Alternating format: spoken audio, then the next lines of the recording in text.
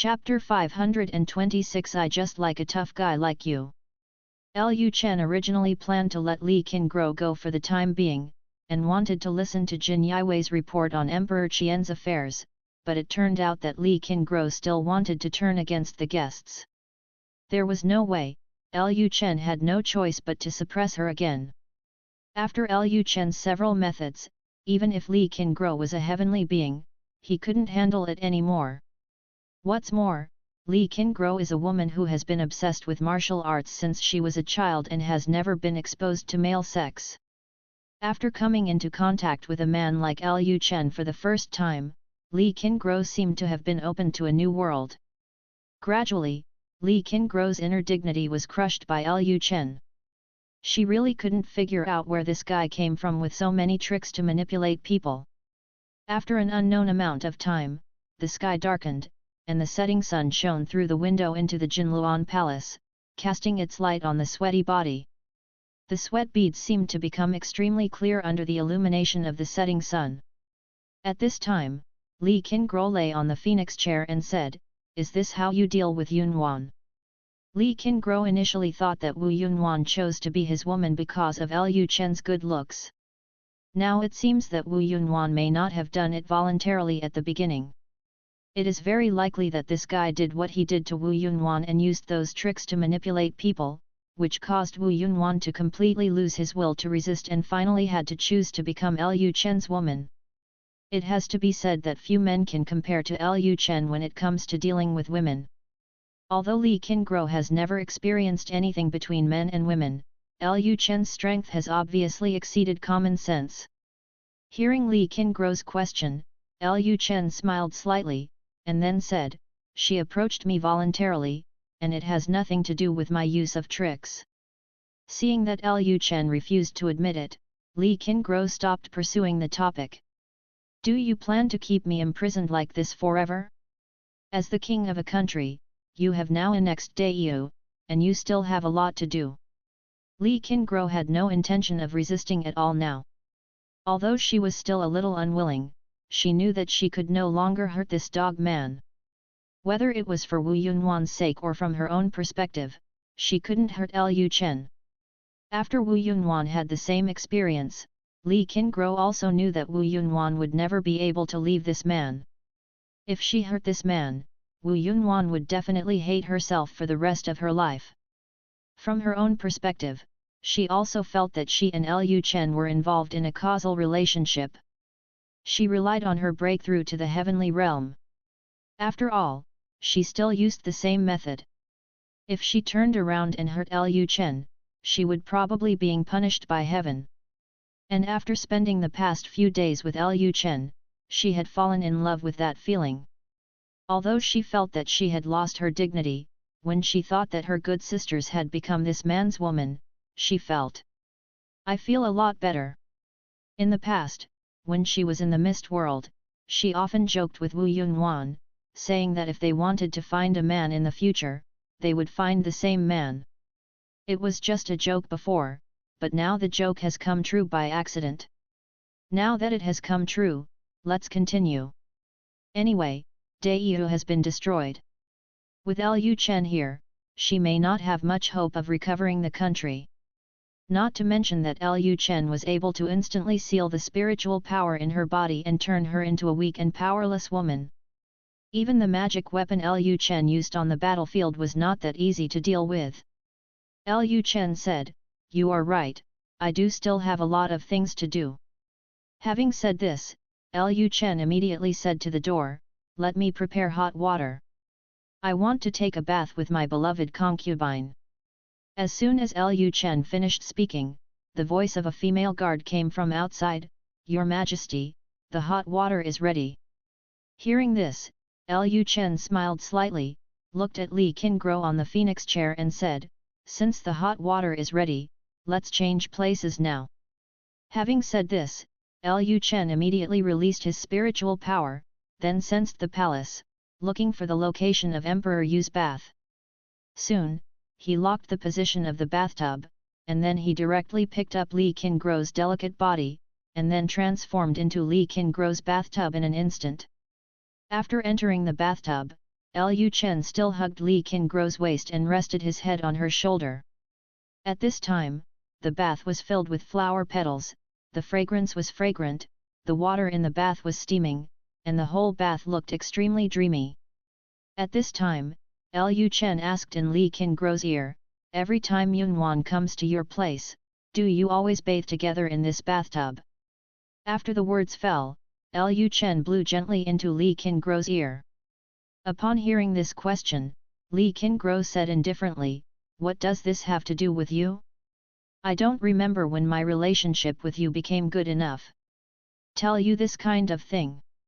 Although Li Qingro knew that she could not live without this man for the time being, she did not tell him everything. She had already decided in her heart that she would treat this man as her favorite from now on. Anyway, she has now broken through to the heavenly realm. After following this man back to Yanchenge, she will find a way to take Wu Yunwan away with him. The restrictions in the mist world are about to disappear. Even if the two of them can't stay in this world anymore, the two of them can return to their previous sect. No matter how powerful Lu Chen was, he would never be able to fight against those sects in the misty world. Hearing Li Qingro's indifferent words, Lu Chen's hand slowly slid down to her belly, caressing her belly and said, "We are already married, and you are still so indifferent to me. How can you be so indifferent to me these days? When I was in the Jinluan Palace, I was not so indifferent to me." Li Qingro said coldly, "Although I don't know that you have used various means to control my body, it is impossible for me to surrender unless you kill me." Hearing this, Lu Chen raised his hand and stroked Li Qingro's jade neck. "Kill? Who do you think I am? I will not kill my own woman." Lu Chen continued, "And I like a tough guy like you. When Junwan came to Yanchenge, she was just like you, but she ended up being pregnant with my flesh and blood. Not only Yunwan, I will also make you pregnant with my flesh and blood from now on." Hearing this, Li Qingro was startled. It didn't matter if she lost her innocence. After all, she was in her 30s, and she was a person in power. Although she valued innocence, she would not die because of her innocence. To live. But the child was different. She could lose her virginity to Lu Chen, but she could never get pregnant with Lu Chen's child. She once heard her master say that in the world of cultivation, the most important thing is cause and effect. If she was pregnant with Lu Chen's child, she would probably be completely tied to Lu Chen for the rest of her life. Li Qingro said immediately, "The sun has not set yet," and Emperor Xia started talking in his sleep. Lu Chen chuckled, "Talking in your sleep? It's not too late." End of chapter. Chapter 527. If you have the ability, let me do it willingly.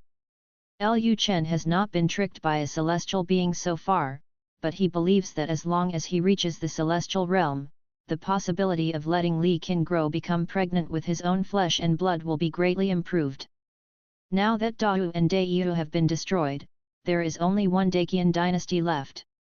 If Daqian is destroyed, he can become a heavenly being and start the next stage of improvement in strength. At this moment, Li Qingro said, "How do you plan to deal with the other royal members of Daiyu?" Although there are relatively few royal members in Daiyu, dealing with them is still a troublesome matter. Lu Chen thought for a moment and then said, "I won't kill them and let them all move to Yanchenge. They can still enjoy the glory and wealth. Anyway, Daiyu's royal property has been seized by Daxia.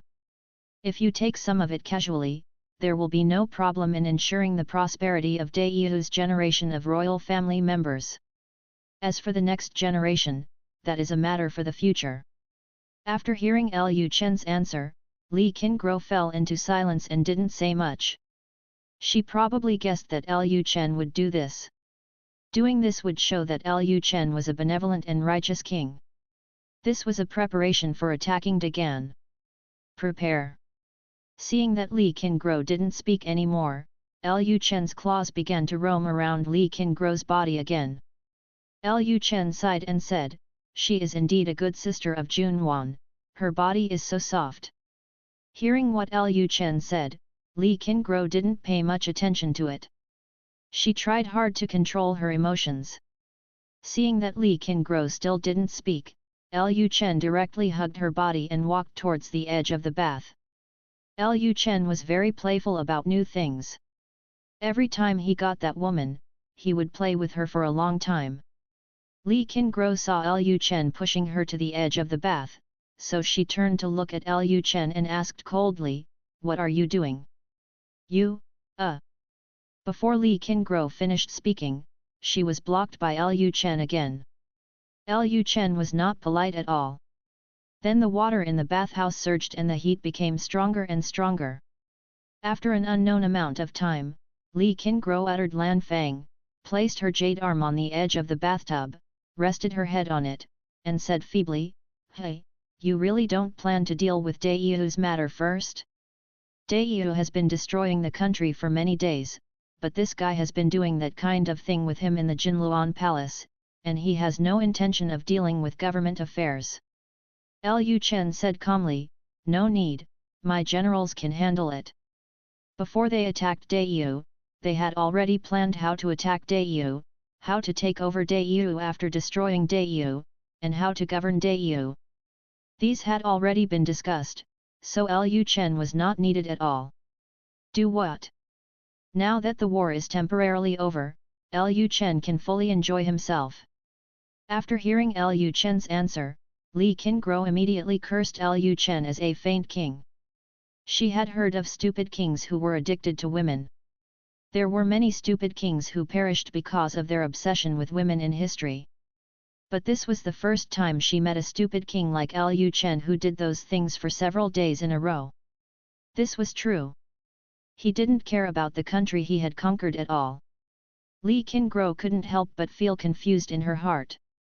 Such a person could really manage the whole of Daxia. Is there really anyone willing to follow him? Although she was full of doubts about Lu Chen, Li Qingguo didn't raise it. If she raises doubts now, I'm afraid this guy won't let her go, and she doesn't know how long it will last. Although she is a celestial being, she is not strong enough to do those things with this guy for 10.5 days. Li Qingguo then said, "I can be your woman, but I have a few requirements." Hearing this, Lu Chen instantly became interested. "Oh? Wouldn't you rather die than surrender? Why did you suddenly change your mind? Are you lying to me and waiting for me to let you go, and then find an opportunity to assassinate me, or commit suicide directly?" Li Qingguo said calmly, "I always mean what I say." Lu Chen put his arms around Li Qingguo's slender waist and said, "Oh, you should tell me, what kind of request do you have?" Li Qingguo then said, "I'm going to Yanqinsh, and I want to live with Junwan." Hearing this first request, Lu Chen laughed in his heart, living with Wu Yunwan? What kind of requirement is this? For him, this is not a request at all, but a good thing. He will not have to run around in the future. I don't know what Li Qingguo will think when she sees Murong Shuer who was sent to her side. Lu Chen said, "Besides this request, are there any other requirements?" Li Qingguo said, "Remove control of me." Li Qingguo always felt that she was controlled by this man. Otherwise, how could a person who practiced ruthlessness become like a slutty woman? This was obviously unreasonable. Lu Chen immediately said, "There is no so-called control." Seeing that Lu Chen was still denying it, Li Qingguo said coldly, "If you are unwilling to release your control over me, I would rather commit suicide." Lu Chen said with a smile, "Look, you have said so. If I really have the means to control you, do you think I will release my control over you? If you commit suicide, wouldn't I suffer a great loss?" Li Qingguo raised her eyebrows and fell into silence. This is indeed the case. Even if this man really has a way to control himself, it is impossible to release his control at this time. However, she didn't expect Lu Chen to be able to release his control over her. What she said just now was actually to test Lu Chen and see if he really had any way to control her. Now it seems that this man really has such a method. Thinking about it this way, this man also used similar control techniques on Wu Yunhuan. In order to help Wu Yunhuan escape from this man, Li Qingguo planned to compromise temporarily. When she found a way to release the control in the future, she would find this man again. Trouble. Lu Chen leaned down and stroked her hair with one hand. At the same time, he said in her ear, "Rura, do you have any other requests?" Li Qingguo, who had always been in a high position, suddenly felt goosebumps all over his body when he heard Lu Chen call him Rura. How could this man scream so loudly? Li Qingguo said coldly, "I haven't thought about the other requirements yet. If you think I'm troublesome, just kill me." Lu Chen laughed and said, "You said such things again. Didn't I say that I can't kill my own woman? But having said that, I also have a request for you." "What's the request?" Li Qingguo asked. Lu Chen said, "There are no two kings in a country. You will have to change your tune in the future." Li Qingguo sneered, "If you have the ability, let me change my words willingly, Before Li Qingguo finished speaking, she was interrupted by Lu Chen's actions. Lu Chen thought to himself that he was willing, right? He still didn't believe that he couldn't defeat the emperor of an enemy country. Chapter 528. You'd better pray that your methods will always be useful. When Lu Chen and Li Qingguo left the bath, it was completely dark. The two returned to the Jinluan Hall again, but they had already put on their clothes, and the rags in the Jinluan Hall had also been cleaned up. But Lu Chen still didn't let go. Even after putting on his clothes, Lu Chen still hugged Li Qingguo and let her sit on his lap. After Lu Chen's tossing for several days, Li Qingguo, a heavenly being, was now exhausted. She collapsed in Lu Chen's arms. Although her expression was indifferent, her face was red and charming. At this time, Lu Chen said to the female guard outside, "Report on the situation of Dagan." After hearing Lu Chen's order, a female guard entered the Jinluan Palace. She immediately said, "At present, Emperor Qian has passed away, and Prince Daqian is young, so Queen Daqian is currently in control of the entire Daqian. Everything now is decided by Queen Daqian." After listening to the report, Lu Chen fell into deep thought. Queen of Daqian? Could Emperor Qian's death be related to Queen Daqian? After all, Queen Daqian is the direct beneficiary. Now that the prince is young, she can take the opportunity to control the court. But then again, what's the use of her controlling the court? Now that Dao and Daiyu have been destroyed, Daqian will be next. Even if that woman now becomes the highest center of power in Daqian, Daqian will soon be destroyed by Daxia, and her status will plummet. Lu Chen asked at this time, "How did Emperor Qian die?" The female guard replied, "According to Jin Yiwei's investigation, Emperor Qian was infected with the plague before his death. Emperor Qian most likely died of the plague." Lu Chen thought for a moment again. It was not impossible that he died of the plague, but he always felt a little strange. There may also be another reason, that is, the Queen of Daqian killed Emperor Qian through the plague, and then the death of Emperor Qian was blamed on the plague. But no matter how Emperor Qian died, the biggest problem now is not the political structure of Daqian. Lu Chen doesn't care who is in power in Daqian now. No matter who is in power, Daqian will eventually become part of Daxia. The biggest headache for Lu Chen now is the plague in Daqian. Qin Yushan has been investigating the situation of the plague since he went to Daqian.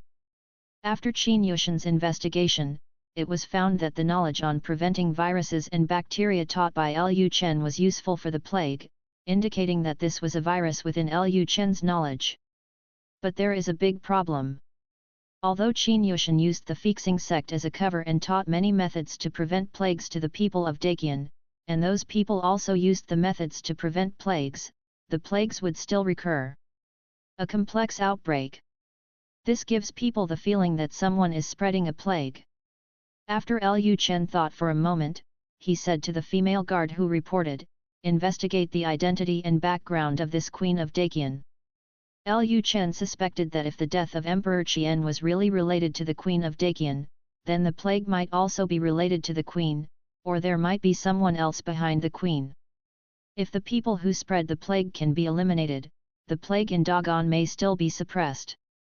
If this continues, he will not be able to send troops to Dagon, which will greatly slow down his march to unify the world.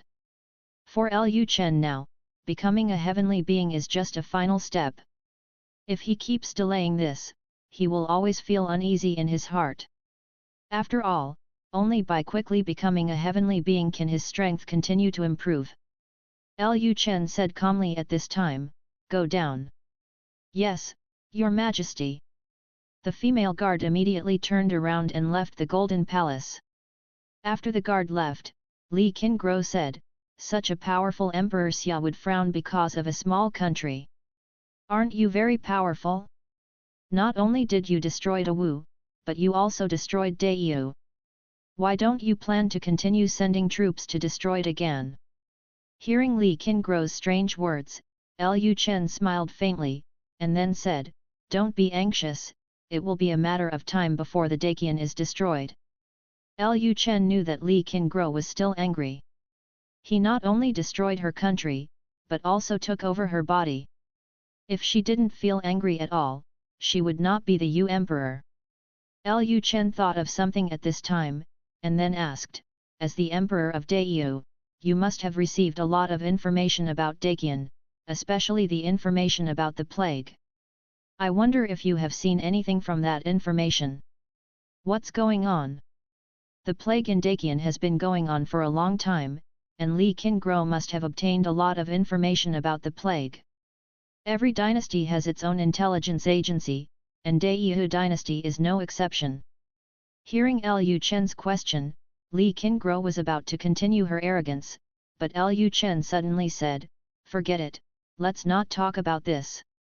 We will return to Yancheng in a few days. We have to seize the time, here leave more beautiful memories in Jinluan Palace."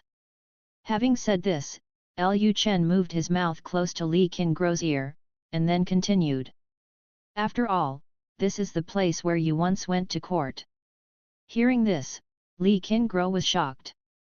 She immediately understood what Lu Chen meant. This guy hadn't had enough fun yet and wanted to continue playing with her body. Li Qingguo immediately said, "There is a high probability that there are cultivators from other worlds in Daqian." After hearing this, Lu Chen's hand that had just been placed on Li Qingguo's body stopped moving upward. Cultivation practitioners from other worlds. Is there any evidence? Or how did you judge it? Li Qingguo said, "You can ask people to go to my Imperial Study Room to look for it. My Imperial Study Room also has a lot of information about the Daqian plague." Lu Chen immediately said to the guard at the door, "Go and bring all the information and memorials from the Imperial Study to the Jinluan Hall. I want to take a look at them slowly." After ordering the guards, Lu Chen continued to hug the beauty in his arms and said, "I actually have some suspicions, but there is no clear evidence."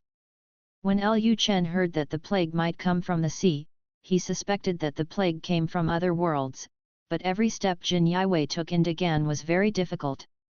After Lu Chen sent Qin Yushan to Daqian last time, Jin Yiwei had collected more and more information, but Lu Chen's knowledge of Daqian was still very limited. Lu Chen was very curious about how much Li Qingguo, the emperor in the northwest region, knew. Li Qingguo said indifferently, "If I didn't tell you, I'm afraid you wouldn't suspect it." Lu Chen said with a smile, "You say that I am not as good as you. If I were not as good as you, how could I destroy Daiyu, occupy your body, and even make you docile?" Hearing Lu Chen's humiliating words, Li Qingguo was not angry. She said expressionlessly, "You'd better pray that your methods will always be effective, otherwise one day I will personally end your life." Lu Chen didn't take Li Qingguo's threat seriously at all. His wife has a hard mouth, she is probably sick. With him as a miracle doctor, she doesn't need to take medicine when she is sick, just an injection and she will be cured. End of chapter. Chapter 529. Aren't you afraid that I will kill them then? Just when Lu Chen was planning to continue to deal with Li Qingro's stubborn words, the female guards outside had already brought all the memorials and information from Li Qingro's study room to the main hall. Lu Chen glanced at the big boxes in the Jinluan Palace and suddenly felt a headache. He immediately said to the female guards, "Go and call a few more people, and then you can screen out all the memorials and information related to Dagan." If Lu Chen were allowed to slowly read through these memorials and information alone, he didn't know how long it would take to find out the vast amount of information inside. Lu Chen is the emperor, he doesn't have to do such troublesome things. Then Lu Chen's personal guards began to look through the memorials and the information that Dai Yu had collected before. It didn't take long before they screened out the memorials and information about Dagan and sent them to Lu Chen. Lu Chen glanced at the pile of information and memorials about Daqian in front of him, and couldn't help feeling a little emotional. Li Qingro, a woman, was quite concerned about Daqian's situation, so there were so many memorials and information about Daqian. Lu Chen immediately picked up the memorials and information around him and looked through them. After a while, Lu Chen basically understood why Li Qingro thought there were cultivators from other worlds in Daqian. Dai Yu's intelligence officers lurked into Daqian relatively early, and with good luck, they became the core figures of Daqian, so Dai Yu knew many things that even Lu Chen's Jin Yiwei had not found out. Dai Yu's spies found out that the queen was very different from before. Especially after the plague, the queen seemed to be a different person, and she was still very strong. There were many assassins who wanted to assassinate her, but she easily killed them all. The key is that the Queen of Daqian once said something about gathering luck and fighting against the evil god. This made Li Qingro think of Mu Yongzi. Mu Yongzi wanted to unify the world, and then gather some kind of national destiny to gain the approval of heaven, thereby gaining the ability to open the teleportation channel. Li Qingro felt that the Queen of Daqian probably had the same purpose as Mu Yongzi. If the Queen of Daqian also wanted to be recognized by heaven, it meant that she also wanted to leave this world. Of course, all this is just Li Qingro's guess. It's still unclear whether the Queen of Daqian is a cultivator from other worlds. After reading the information about Dagan, Lu Chen put his arms around Li Qingro's soft body and said, "I didn't expect that you could move faster than me, and you could stretch your hands long enough. You were already an important minister of Dagan by placing spies there. Speaking of spies, I think of one person. Do you know who I am talking about?" Hearing Lu Chen's question, the pregnant Lang Myron said without interest, "I don't know." Even though Li Qingro said he didn't know, Lu Chen still wanted to tell her. He said directly, "The person I'm talking about is Mirong Shuer. You are indeed my good wife. Even before you get married, you send a beautiful and talented woman like Mirong Shuer to me to serve me. I have to say, her body is indeed good. Especially the curse pattern you drew for her, it suits her very well. Every time I am affected by that curse pattern, it greatly enhances my interest." Facing Lu Chen's words, Li Qingro pretended not to hear them. In her opinion, Lu Chen was humiliating himself by talking about his failure. Humiliation is humiliation. You have lost your innocence, so why should you be afraid of humiliation?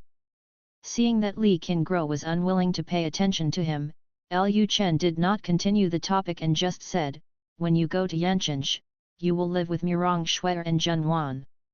Then you three women will be together, it must be very interesting." Li Qingro still didn't speak. At this moment, Li Qingro suddenly noticed that Lu Chen's claws had penetrated into his clothes, and he began to take off his clothes, as if he wanted to do something to her. Seeing this scene, Li Qingro said quickly, "What are you doing? How could she bear it for so many days in a row? She was a celestial being but not a real god. What the hell was this bastard born into?" In order to prevent Lu Chen from continuing to do that kind of thing to him, Li Qingro raised a topic, "Why did you unify this world? To leave this world?" Lu Chen smiled faintly and put his claws into Li Qingro's clothes, "You can say that." Li Qingro said, if you leave, what will happen to your wives, concubines, and children? Aren't you afraid that I will kill them then? Or do you plan to get rid of all the people who can threaten the lives of your children before leaving? Mu Yongzi and Li Qingguo said that the spiritual energy in this world is very limited. After opening the teleportation channel, basically only one person can be teleported away, so this is why Mu Yongzi did not choose to cooperate with Lu Chen. In Li Qingguo's view, if Lu Chen wanted to leave one day, he would leave alone. Once he leaves, the heavenly beings around him will definitely be in chaos, and may even leave one after another. Without the protection of those heavenly beings, Lu Chen's wives, concubines, and heirs are likely to be retaliated against. Therefore, if Lu Chen cares about his wives, concubines, and heirs, then before Lu Chen leaves this world, he will definitely find a way to get rid of all existences that can threaten their survival, such as the heavenly beings in this world. Lu Chen replied with a smile, I didn't say that I was leaving alone.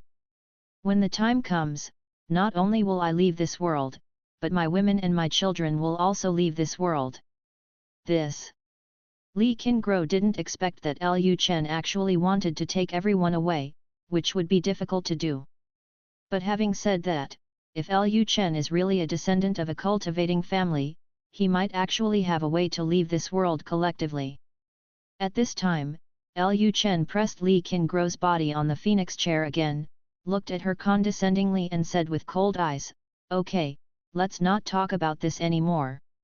In a few days, we will return to Yanqing from kitchen. Let's create more beautiful memories. Seeing that Lu Chen still wanted to do that, Li Qingguo's eyes instantly became colder, as if she wanted to kill Lu Chen. I am no longer able to do anything. Let your personal guards serve you. Li Qingguo didn't even say I.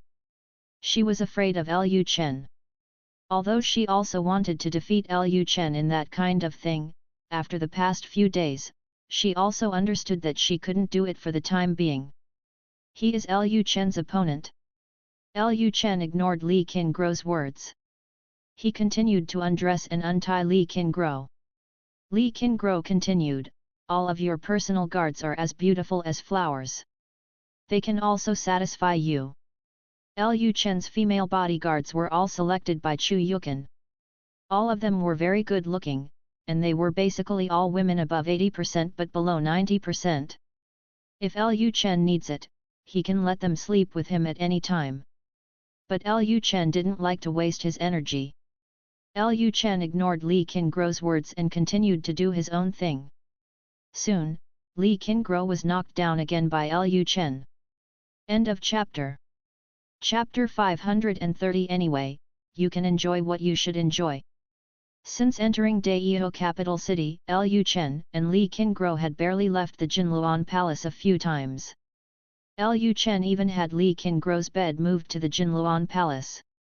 Under Lu Chen's toughness, even though Li Qingguo was once a very strong queen, she has now become very weak. It's not like Lu Chen didn't handle government affairs during this period, but even when he handled government affairs, he did it while holding Li Qingguo in his arms. Now he looked like he had been possessed by a vixen who brought disaster to the country and the people. Of course, Daxia's soldiers didn't think this was a big deal. After all, Li Qingguo was a very powerful person. If Lu Chen didn't restrict her, it would be difficult for even heavenly beings to keep an eye on Li Qingguo. Anyway, Li Qingguo is already their Majesty's woman, so it is not a problem for their Majesty to hug Li Qingguo all the time. Not only did the soldiers of Daxia not think this was a big problem, but they thought it was an honor. After all, the Queen of Daiyou was conquered by their Majesty. After more than a month of ridiculous days in the Jinluan Palace in Daiyou, most of the things in Daiyou were almost settled. Then Lu Chen left the army of the Black Dragon Kingdom to guard Daiyou, and he himself prepared to lead the army of Daxia return to Yanqing. In the Jinluan Hall, smoke and fragrance filled the air. At this time, Lu Chen hugged the beautiful woman Li Qingguo's soft and delicate body and lay on the phoenix chair. His hands roamed Li Qingguo's body and blew into Li Qingguo's ear from time to time. At this time, the beautiful woman's face was indifferent, but her jade face had a touch of red clouds, and some beads of sweat flowed from her white and smooth forehead. It was obvious that they had just done something. Lu Chen said at this time, "Tomorrow we will set off back to Yancheng. I believe you, Rura, are looking forward to meeting Yunwan." Li Qingguo ignored Lu Chen's words. In recent days, she didn't bother to pay attention to anything Lu Chen said. She now felt that she had become Lu Chen's plaything, someone who was specially designed to deal with Lu Chen's desires. She was also the emperor of a dynasty after all, and now she had ended up in this situation. The key is that she is still a celestial being. In front of a pseudo-celestial being, a celestial being has no power to fight back. Instead, she can only be exported. This makes Li Qingguo feel a little unwilling in her heart. Now, except for the fact that she would make some noise when Lu Chen touched her, she would not speak at all other times. Either this guy just kills her. There was no way she could look down upon this bastard anyway. Even if she is the emperor of the country, she still has the dignity of being an emperor. Seeing that Li Qingguo didn't speak, Lu Chen was not angry. He continued, "Yunwan will definitely be very happy after seeing you. When we return to Yancheng, I will give you your freedom." Hearing this, Li Qingguo sneered, "Do you think I will believe your lies? She is a celestial being. If Lu Chen gives her freedom, in addition to escaping, she will probably bring chaos to the entire Yancheng." Moreover, Yancheng still had Lu Chen's wife, concubines, and children, so Lu Chen couldn't let her go with peace of mind. This guy has to do something and hold himself in his arms during this time even when dealing with government affairs. Li Qingguo couldn't understand a man like Lu Chen. She still couldn't figure out what was so good about such a lecherous man. How could he get the support of so many heavenly beings? Is it really because of his background? Li Qingguo had never heard of such a person who would insert the key into the lock when the lock was not in use. Seeing that Li Qingguo didn't believe what he said, Lu Chen smiled and said, "Don't believe it. Junwan didn't believe what I said before either. Now she leaves the palace every day and runs around Yancheng." Li Qingguo said, "Aren't you afraid that I will kill your wife, concubines, and children?" Lu Chen said calmly, "I still have confidence in you." Li Qingguo said coldly, "I am very curious, where do you get the confidence to think that a person whose body you have forcibly occupied will not resent you?" Lu Chen smiled and said, "If it were anyone else, he might hate me, but you are different." Li Qingguo asked, "Tell me, I would like to hear what you think is different between me and other women." Lu Chen said, "After you and I became husband and wife, you broke through and became a heavenly being." Hearing Lu Chen's words, Li Qingguo asked, "Is this why you are so confident that I will not take action against your wife, concubines, and children?" Lu Chen continued, "In this world, if you want to become a heavenly being, you must pass the test of heaven. And the test of heaven is closely related to personal experience. The reason why you couldn't become a heavenly being before was because you practiced the Wuking Dao, and the condition for you to become one was that the man you liked personally defeated you and took possession of your body. Because of the Qingwu Dao, you always thought that you didn't have anyone you liked. But in fact you have always been interested in me." Hearing Lu Chen's words, Li Qingguo frowned slightly and said coldly, "It's really ridiculous. I became a heavenly being because of my own strength. What does it have to do with you?" Li Qingguo was not a fool. Of course she knew that her breakthrough had a lot to do with Lu Chen, but as a proud woman, how could she admit such a thing? The condition for her to become a heavenly being is that a man who is stronger than her defeats her and conquers her. If this condition is revealed, what will others think of her and where will her dignity be placed? For a proud woman to hope in her heart that a strong man will defeat her and humiliate her, this is extremely despicable. Anyway, Li Qingguo couldn't accept herself like this in her heart, so she would definitely not admit what Lu Chen said. Seeing Li Qingguo's stubborn words, Lu Chen smiled and said, whether this is the condition for you to become a heavenly being, you know very well in your heart. Li Qingguo said at this time, if you dare to let me go, you will be responsible for the consequences if something happens. I advise you to kill me. Anyway, you have enjoyed what you should enjoy. With your ability, all the beautiful women in this world will be yours from now on, and I am not missing any of them. Hearing this, Lu Chen tightened his arms and hugged Li Qingguo's soft body tightly. Look what you said it out of anger. I'm not the kind of man who is irresponsible when he lifts his pants. My Rura is so beautiful and outstanding, how can those rouge fans outside compare with you? After the words fell, Lu Chen blew gently into Li Qingguo's ear, then raised his right hand and slowly traced his fingertips across her white neck, feeling her delicate and smooth skin. Do you think I am the kind of woman who likes to listen to flattery? As an emperor who once held great power, Li Qingguo was very rational in her heart. She never liked men's rhetoric. It is simply impossible to win her back with sweet words. Lu Chen said, I am a more down-to-earth person. I don't like rhetoric. What I say is always the truth. Li Qingguo sneered, fell into silence again, and did not continue to speak. At this moment, a maid said at the door, Your Majesty, the phoenix robe is ready. End of chapter. Subscribe to Chinese Novel Audio Wave. Chapter 531 What are you doing? We are not talented. Hearing the maid's voice outside, Lu Chen immediately said, Bring it in and change my beloved concubine's clothes. Yes, Your Majesty. The next moment, several maids entered the Jinluan palace. Seeing the scene on the phoenix chair, a blush suddenly appeared on the faces of the maids. Her face was red and her heart was pounding. Lu Chen stood up at this time, picked up Li Qingguo and asked her to stand beside the phoenix chair so that the maids could change her clothes. Seeing that Lu Chen wanted to wear a phoenix robe, Li Qingguo instantly guessed what this bastard was going to do. After this period of getting along, she has figured out this man. Once she puts on the phoenix robe, this man will definitely go crazy and she will be beaten to death by this man. The phoenix robe she wears is not the kind of phoenix robe worn by the queen, but her special phoenix robe, which is also a symbol of imperial power. After she puts on the phoenix robe, she will look dignified and majestic, and Lu Chen seems to especially like to hold her like this under him to satisfy his desire to conquer.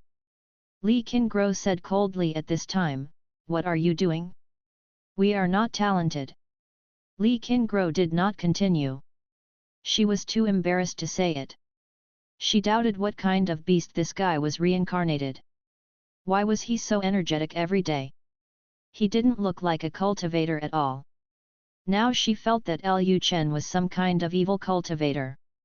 But having said that, she didn't feel any discomfort when Lu Chen did those things with her, which shows that Lu Chen is not an evil cultivator. Since she was not an evil cultivator, why did she do those things every day? Ever since this guy caught her, she felt her belly was a little bloated every day and had a false pregnancy belly. Li Qingguo now hopes that Lu Chen will return to Yancheng as soon as possible. When he returns to Yancheng, Lu Chen will have many wives and concubines in the harem, and then this bastard will not catch him and take care of them alone. But those are all things for later. Now Li Qingguo is thinking about how to stop Lu Chen from tormenting her anymore, even asking the maid to change into a phoenix robe for him. I don't know how cruel this guy will be later. Lu Chen smiled slightly, I will leave here tomorrow, leaving this place you are most familiar with. This is the place where you used to go to court.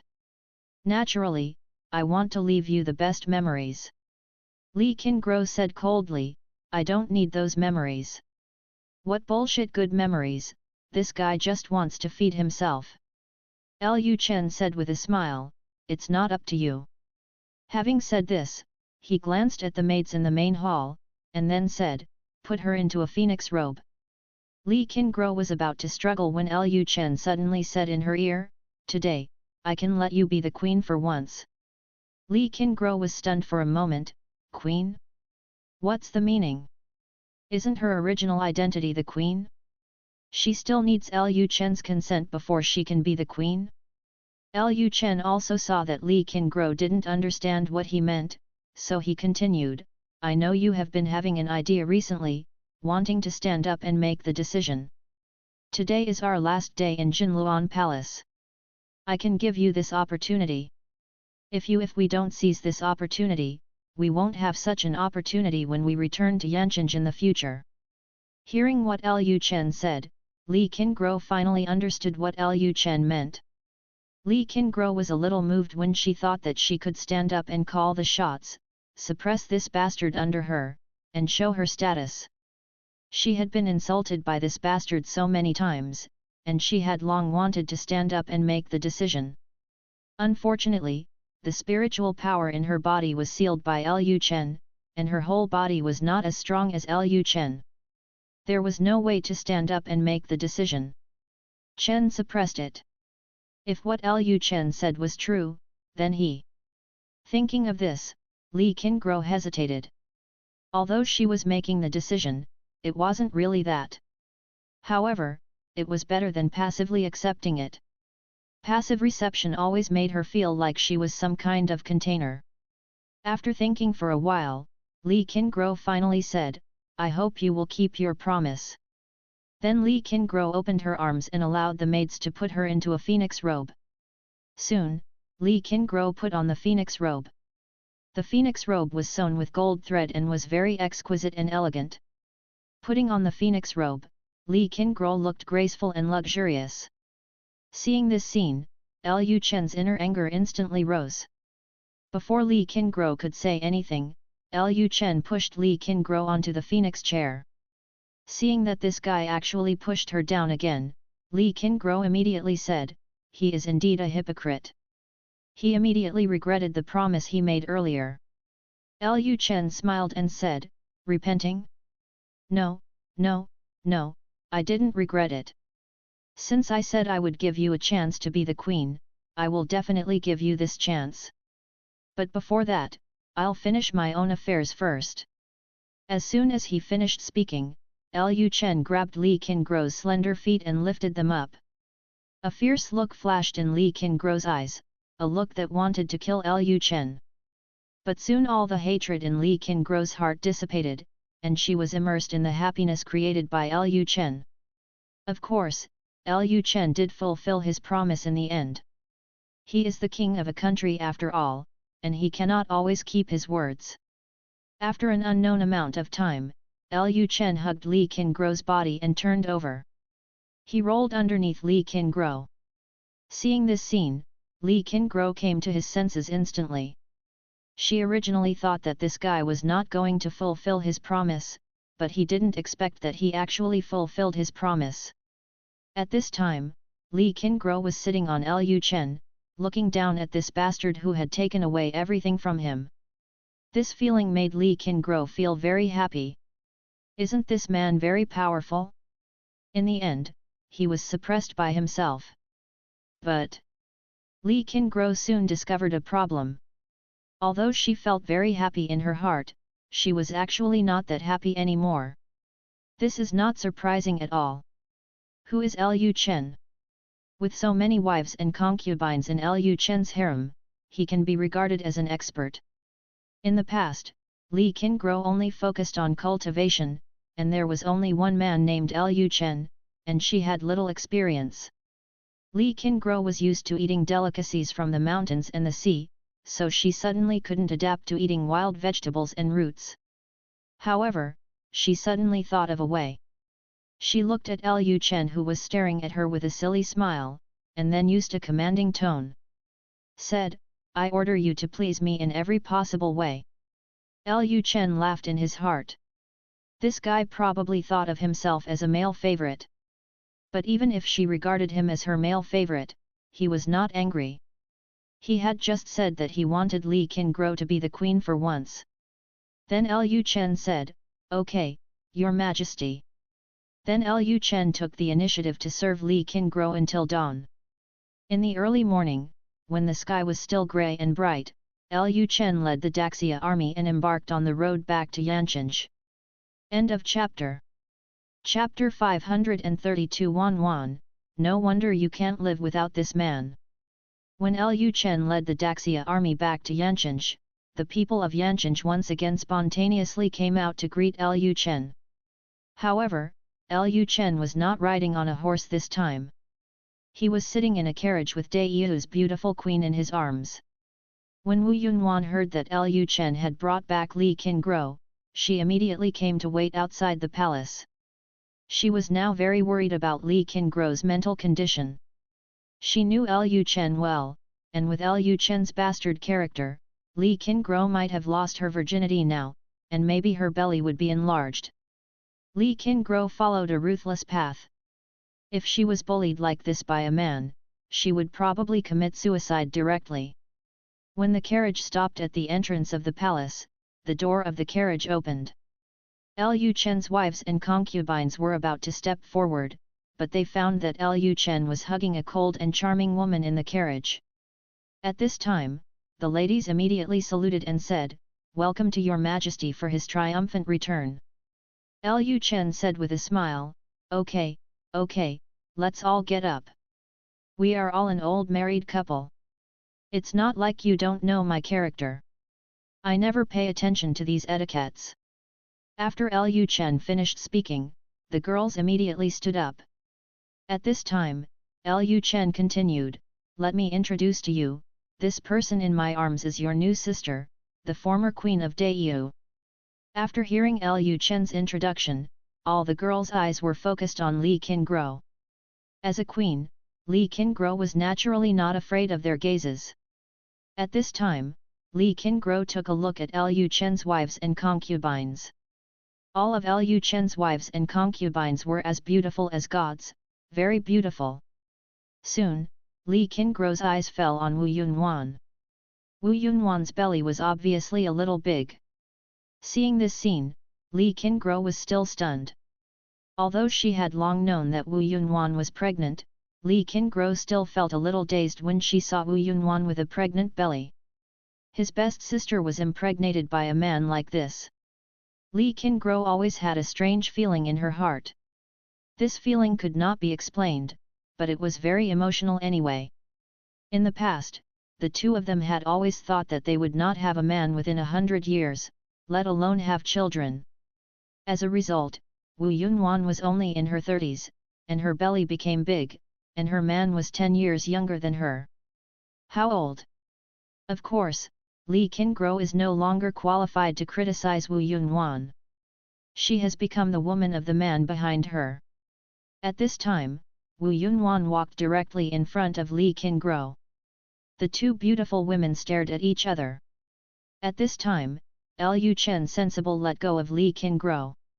After Wu Yunwan came to Li Qingguo, she directly took Li Qingguo's hand and asked with concern, "Qingguo, you are not injured, are you?"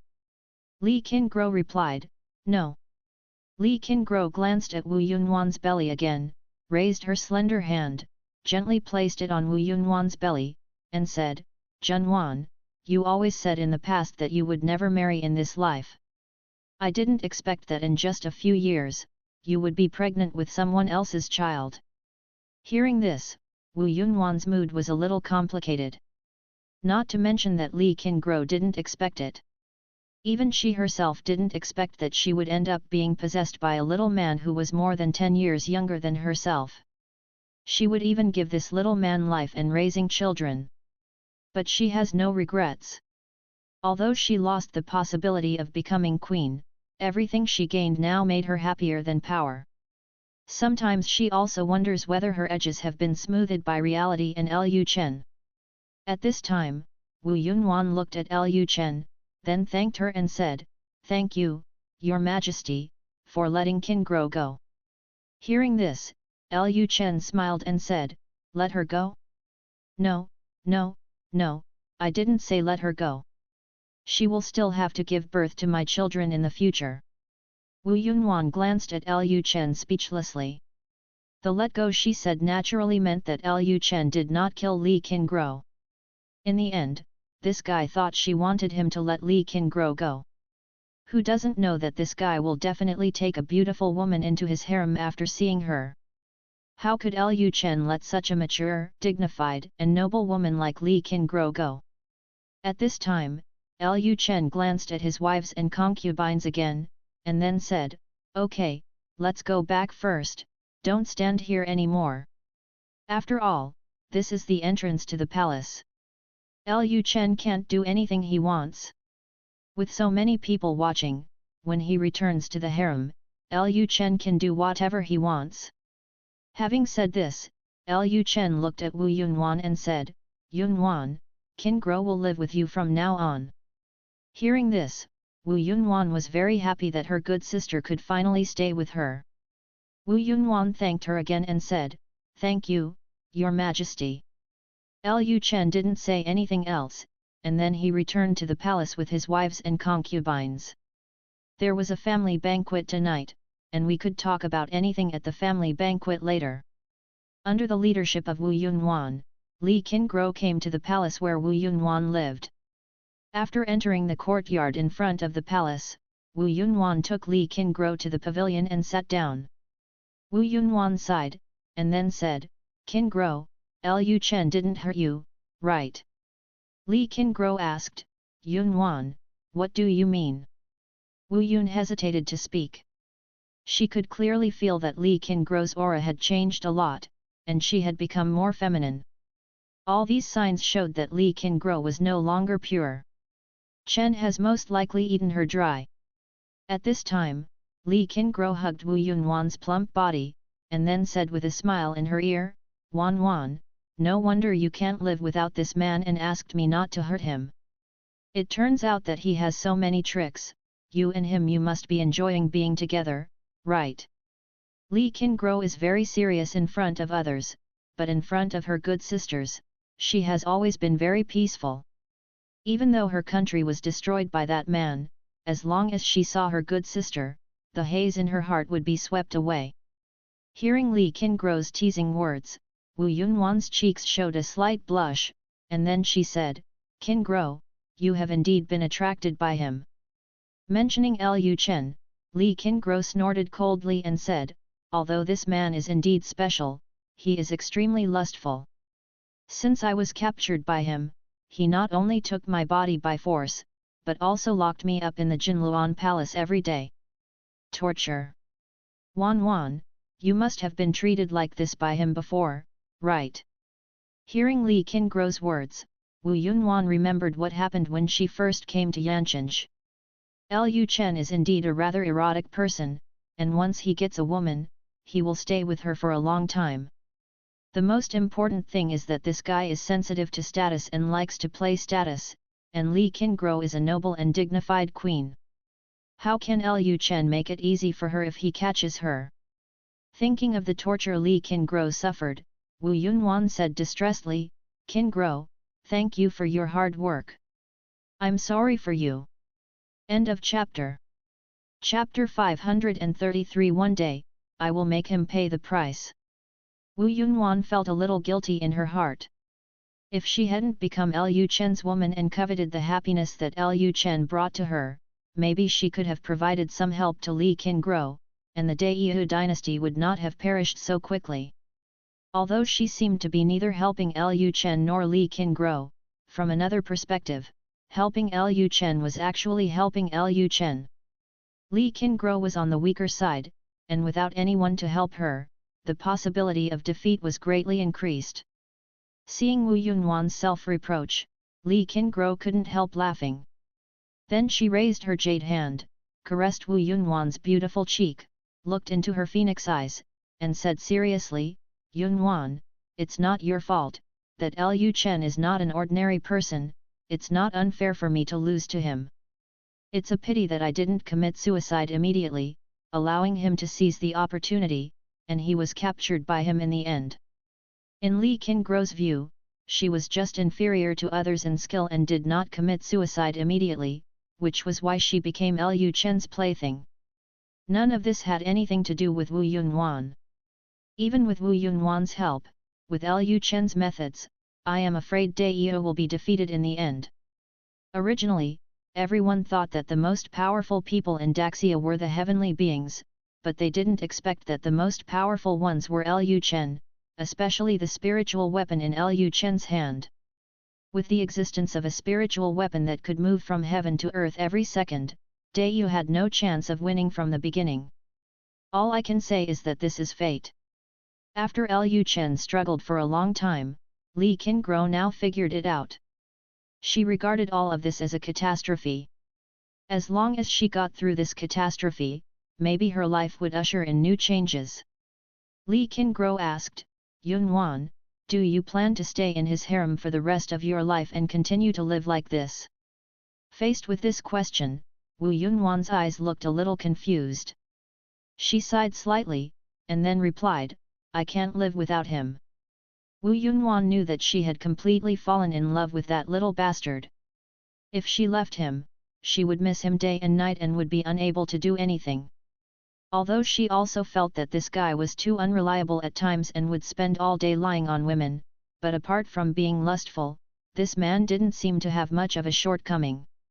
Li Qingguo was not surprised at all by Wu Yunwan's answer. That man did have some tricks. At first, she thought about committing suicide every day, but after being tortured by Lu Chen for so long, she had no idea of committing suicide at all. Now she wants to turn Lu Chen into her male favorite. It's normal for Wu Yunwan to be unable to live without Lu Chen. But Li Qingguo still felt a little unwilling to accept that there were so many women in this bastard, and she and Wu Yunwan were just members of his harem. As a former empress, Li Qingguo had no habit of sharing her husband with others. Of course, there was no problem in sharing her husband with Wu Yunwan. Except for Wu Yunwan, other women had the same husband as her, which made her feel very uncomfortable. Even though she couldn't bear Lu Chen's favor, her inner possessiveness and pride made her feel particularly uncomfortable sharing a husband with others. Wu Yunwan looked at Li Qingguo and asked, Qingguo, are you planning to escape from Yanqing? Li Qingguo smiled slightly, and then said, we want to go together. With you here, I can't leave. We have been living apart since we came back from the mist world. Now we can finally be together. I never want to be separated from you again. Hearing Li Qingguo's words, Wu Yunwan felt warm in her heart. Li Qingguo continued, I just feel a little uncomfortable having so many women serving the same husband. Hearing this, Wu Yunwan was startled, and quickly raised her hand to block Li Qingguo's mouth, preventing Li Qingguo from continuing to speak. Wu Yunwan reminded, Qingguo, you must not have such thoughts. Women who try to monopolize Lu Chen will be severely punished by Lu Chen in the end. Wu Yunwan can't help but tremble when she thinks of the things she has experienced in the past. Li Qingguo looked at Wu Yunwan in confusion, and Wu Yunwan continued, you have been with him for so long, you should know that he is special. He is not an ordinary man. If he only has 1 or 2 wives and concubines, I am afraid that the 2 wives and concubines simply cannot bear his favor. And once you let him know that you have such thoughts, he will probably go to your room every night in the next few months. This.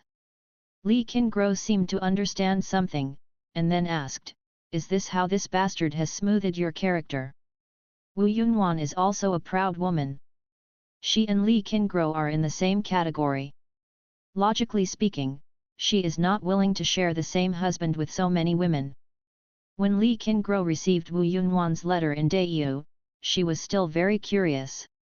She didn't understand why Wu Yunwan chose such a lecher in the end.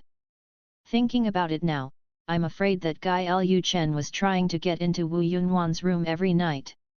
In the end, Wu Yunwan couldn't bear it anymore and finally compromised. Wu Yunwan sighed slightly and did not answer Li Qingguo's question, but Li Qingguo also saw it from Wu Yunwan's reaction. Li Qingguo then hugged Wu Yunwan tightly and said angrily, this bastard dares to treat my woman like this. One day, I will make him pay the price. Although Li Qingguo said so, now that she herself has fallen into Lu Chen's hands, how can she make Lu Chen pay the price? The two beautiful women hugged each other and chatted for an unknown amount of time.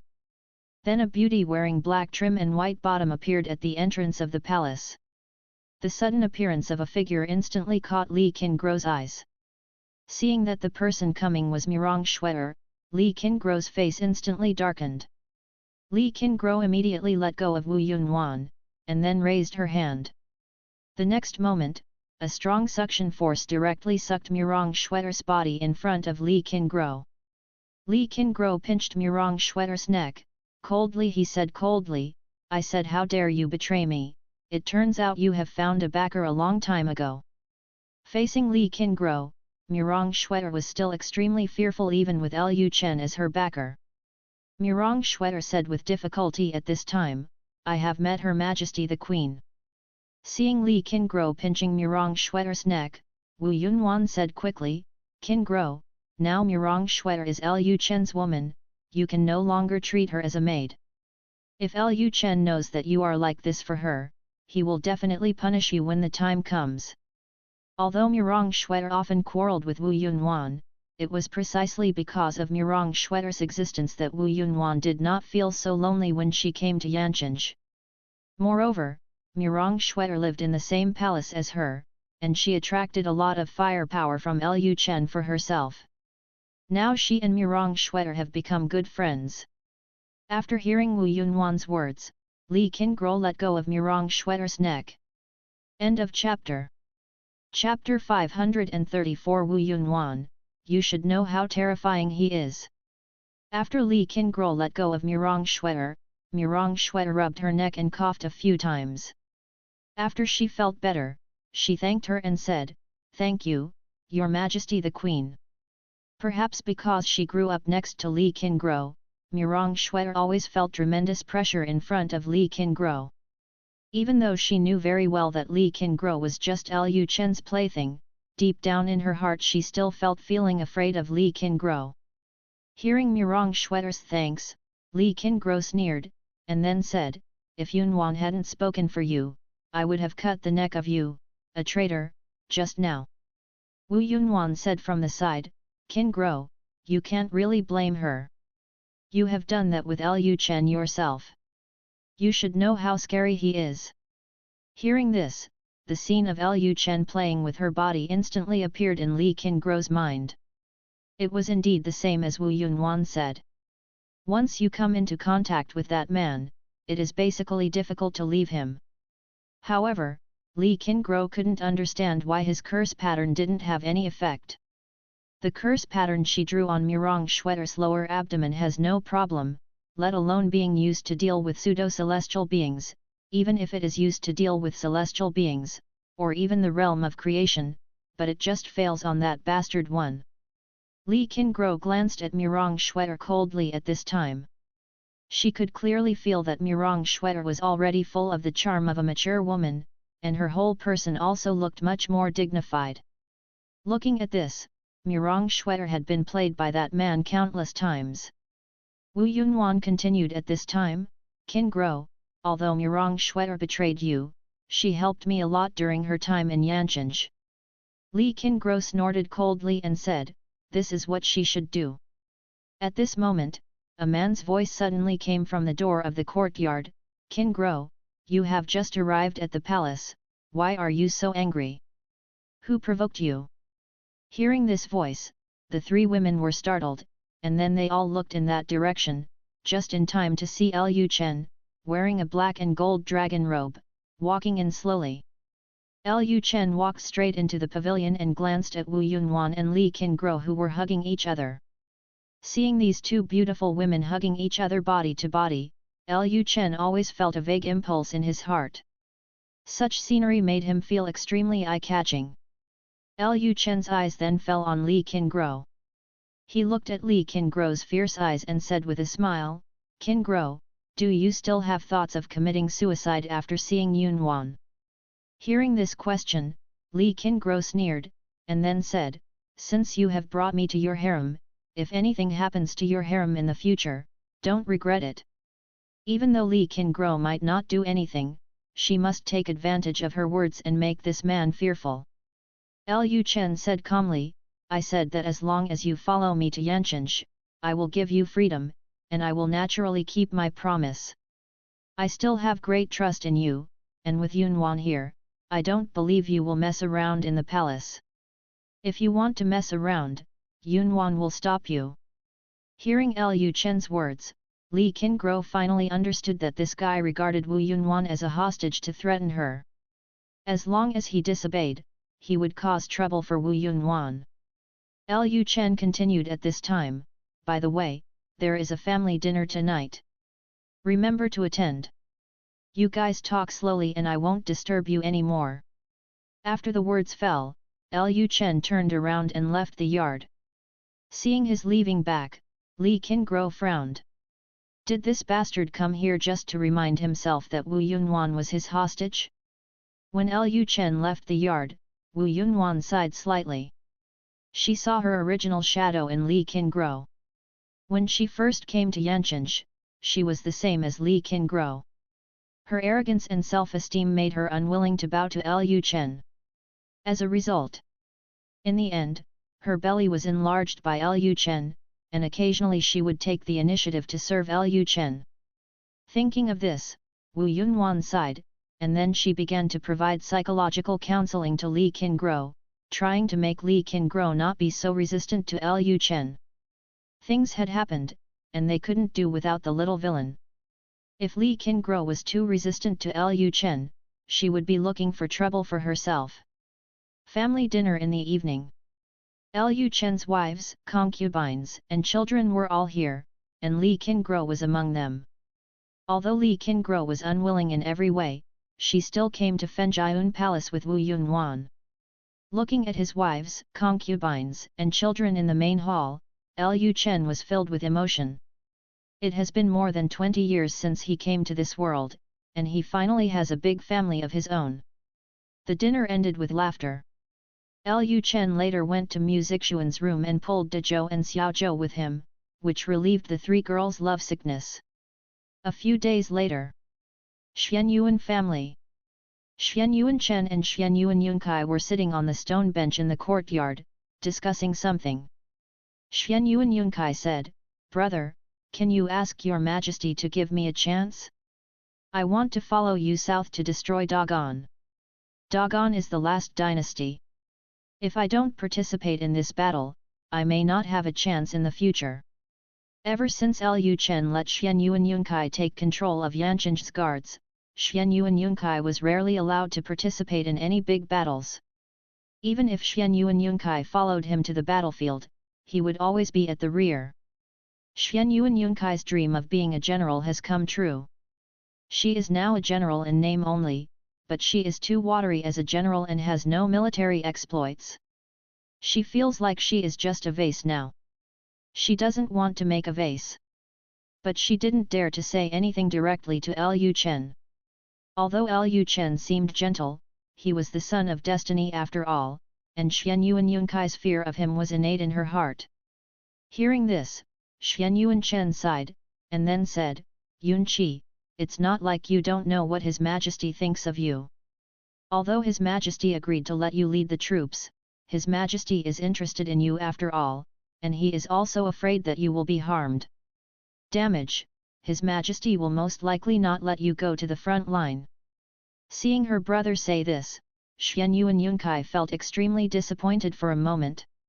At this time, Xuanyuan Chen saw his sister's disappointed expression, so he continued, "Actually, you can take the initiative to find His Majesty, and maybe His Majesty will agree. Our Majesty is the son of destiny and an enlightened monarch. Even if you become his woman, he will not lock you in the palace. Look at the royal concubines in the palace. Almost every one of them has all kinds of power. They often leave the palace. If, sister, you can become His Majesty's woman and serve His Majesty well, maybe His Majesty will allow you to lead troops on an expedition." This. Xuanyuan Yunkai looked at Xuanyuan Chen with suspicion. Why did she feel that her brother was planning to send her to the emperor? Although she had long been prepared to give birth to children for Emperor Xia, she thought that she still had her dream did not come true, so she became somewhat resistant to things between men and women. What if I got pregnant before my dream came true? How could I lead troops on the battlefield? End of chapter. Chapter 535. What are you going to do to me? Seeing Xian Yuan Yunkai looking at him with suspicion, Xian Yuan Chen continued to persuade, "Sister, you have served as the commander of the guards for such a long time. You spend most of your time in Yancheng. What is the situation of the imperial concubines in the palace? Probably don't know. Your Majesty treats his women very favorably. If you can serve your Majesty well, I believe your Majesty will agree to let you lead the army. Of course, even if his Majesty lets you lead the troops, it is impossible for you to be a commander like me." Although Xian Yuan Yunkai has a talent for fighting, Xian Yuan Yunkai has never been a head coach. Xian Yuan Yunkai obviously does not have the ability to command a large army in combat. After hearing Xian Yuan Chen's words, Xian Yuan Yunkai was not happy. Her brother could be the head coach, so why couldn't she? She could also learn to be the head coach. If His Majesty gives her a chance, she believes that her ability is not weaker than that of her brother, but she has always been at the rear and has no such opportunity. Although she knew what her brother was up to, Xian Yuan Yunkai still planned to take the initiative to find the emperor in order to participate in the war against Daqian. What if the emperor really agreed? Thinking of this, Xian Yuan Yunkai said, "I understand. I will go to see your Majesty in 2 days." Night.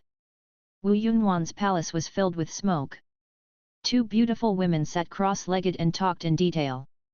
Li Qingro's big red phoenix robe was loose, revealing her white collarbones and shoulders, while her jade arms hugged Wu Yunwan's soft body. Ever since Li Qingro came to Yancheng, the 2 of them have lived together every day. Lu Chen has been busy feeding his wives and concubines these days, so he hasn't come to Wu Yunwan yet, but he still prefers to see 2 beautiful women making love. Li Qingro raised her hand at this time, lifted Wu Yunwan's chin, looked into her phoenix eyes and said, "Yunwan, when the restrictions in the mist world disappear in the future, shall we return to the sect?" Li Qingro still didn't want to stay in Lu Chen's harem, and she planned to abduct Wu Yunwan too. After hearing Li Qingro's words, Wu Yunwan said, "Qingro, I know you still have prejudices against Lu Chen. If you really don't want to stay here, you can also tell Lu Chen, and Lu Chen may agree to let you go. The palace owner of Swanyu Palace is also Lu Chen's woman. You see, Lu Chen let her go back to Swanyu Palace.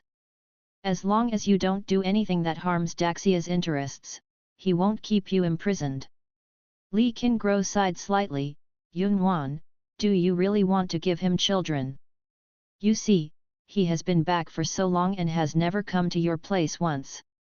If he was your male favorite, I might not say anything, but you have to understand that you are not the only one he has, and his women will also more and more. From now on, when we stay in his harem, we will only stay in the empty boudoir alone." Hearing this, Wu Yunwan smiled slightly, then took Li Qingro's hand and said, "Qingro, if you stay in Yancheng for a while, you will understand that Lu Chen has always been equally open-minded and will not favor anyone in particular. The reason why he hasn't come here these days is because it hasn't been our turn yet. Lu Chen has many women, and even if there are just a few in one night, it will take several days. I guess he will come to my place in just these 2 days." Seeing that Wu Yunwan was still thinking about Lu Chen, Li Qingro frowned slightly. It seems that it is not easy to make Wu Yunwan completely give up on Lu Chen.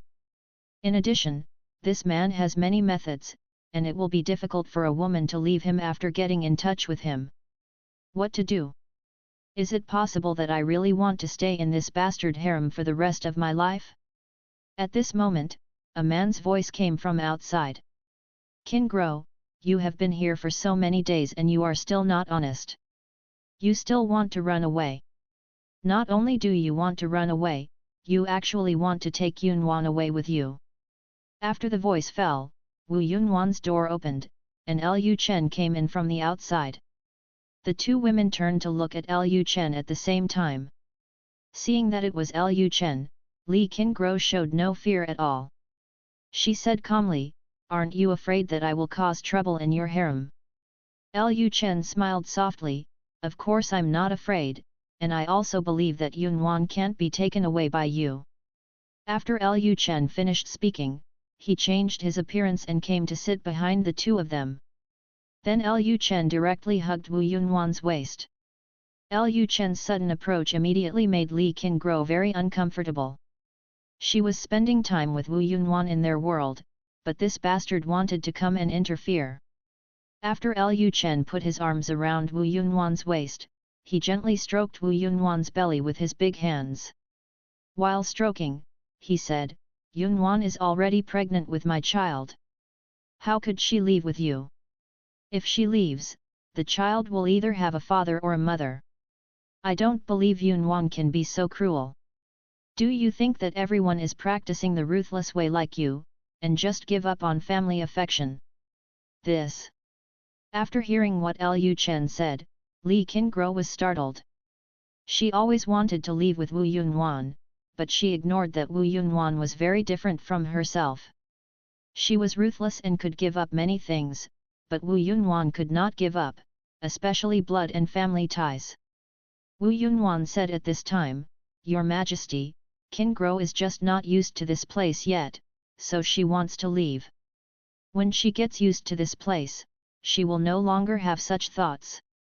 Lu Chen said with a smile, "She wants to leave, it's not a matter of habit, it's because she lacks my nourishment." Having said this, Lu Chen directly hugged Li Qingguo's waist. Li Qingguo was stunned and said coldly, "What are you going to do to me?" Lu Chen smiled and said, "You are my imperial concubine now, what do you think I will do?" Li Qingguo's heart tightened. Although she was already this bastard woman more than a month ago and was humiliated by him every day, that was without Wu Yunwan after all. Now that his good sister is in front of him, Li Qingguo doesn't want Wu Yunwan to see her ugly side. Li Qingguo then threatened, "If you dare to touch me, I will fight you to the death today." At this point, Li Qingguo began to struggle, but she immediately discovered that the spiritual power in her body had been blocked. This was just as she thought. As long as she came into contact with Lu Chen's body, Lu Chen could directly block the spiritual power in her body. The power makes her become like an ordinary person, and then this guy can do whatever he wants to her unscrupulously. Lu Chen completely ignored Li Qingguo's threat at this time. He directly pulled Li Qingguo up from the ground, and then picked up Li Qingguo in a princess hug. Before Li Qingguo had time to break free, Lu Chen transformed and appeared at Wu Yunwan's bedside with Li Qingguo in his arms. Then, he threw Li Qingguo onto Wu Yunwan's soft couch. "If you want to take Yunwan away with you, then I will reason with you in front of Yunwan today." End of chapter. Chapter 536, Your humiliation today will one day be punished by me. Li Qingguo finally paid a heavy price for his actions. At this moment, Li Qingguo's heart was full of humiliation. She didn't want Wu Yunwan to see it, but Wu Yunwan was in the room, not far away, and could see and hear everything clearly. In order to prevent her good sisters from thinking that she is a loose person, Li Qingguo tried every means to control her inner emotions. It's a pity that all Li Qingguo's restraint was washed away and eventually turned into screams and begging for mercy. Seeing Li Qingguo being tortured in various ways by Lu Chen, Wu Yunwan, who was sitting in the middle of the hall, could only sigh slightly. She could also see that Lu Chen was very interested in this kind of thing, especially torturing Li Qingguo in front of her, which seemed to give Lu Chen a sense of psychological satisfaction. As Wu Yunwan thought, for Lu Chen, being tortured in front of Wu Yunwan did give Lu Chen a special kind of happiness. However, there was another point. Torturing Li Qingguo in front of Wu Yunwan would affect Li Qingguo's emotions. "I am particularly anxious and afraid of being seen by Wu Yunwan. When a person is anxious, his muscles will contract and he will be in a very tense state." At this time, Li Qingguo seemed to be more awake. She turned her head slightly to see what Wu Yunwan was doing. It turned out that Wu Yunwan's eyes were looking at her, and the two women's eyes intertwined. Li Qingguo instantly became more nervous. She snorted coldly and cursed feebly, "Bastard, bastard!" However, no matter how she scolded him, Lu Chen still went his own way and ignored Li Qingguo at all. In this way, Li Qingguo spent a night reading in humiliation and tension. When Li Qingguo woke up the next morning, she found that she was still being hugged tightly and could not move at all. She turned around and saw Wu Yunwan lying next to her. Li Qingguo tried her best to recall what happened last night, and she almost remembered some details. At first, she was tortured by Lu Chen alone. Later, in order to humiliate her, Lu Chen asked Wu Yunwan to come and watch. Then the guy hugged the two of them and fell asleep. When she thought of how she behaved in front of her good sisters, Li Qingguo felt extremely ashamed. This damn bastard actually treated her like this. After all, she was also the queen of Dayu. She'll make this guy look good one day. Just when Li Qingguo was thinking about how to take revenge on Lu Chen woke up, and she immediately noticed something strange. Lu Chen lay behind Li Qingguo, leaned over and said in her ear, "Qingguo, I didn't expect you to be so bold in front of your good sisters." Hearing this, Li Qingguo suddenly became angry. She said coldly, "I will pay back all the humiliation you have suffered today one day." Lu Chen smiled and said, "Okay, I'll wait." At this moment, Li Qingguo turned to look at Wu Yunwan, only to find that Wu Yunwan was also awake and looking at her. Li Qingguo said quickly, "Yunwan, last night Li Qingguo wanted to explain something, but when the words came to her lips, she swallowed them again, not knowing what to say. Even if she says something now, Wu Yunwan may think it is just sophistry. After all, she has already shown that behavior. He kept shouting about returning my husband to my husband. If he said that he didn't feel anything, he would be lying." Wu Yunwan knew what Li Qingguo wanted to say.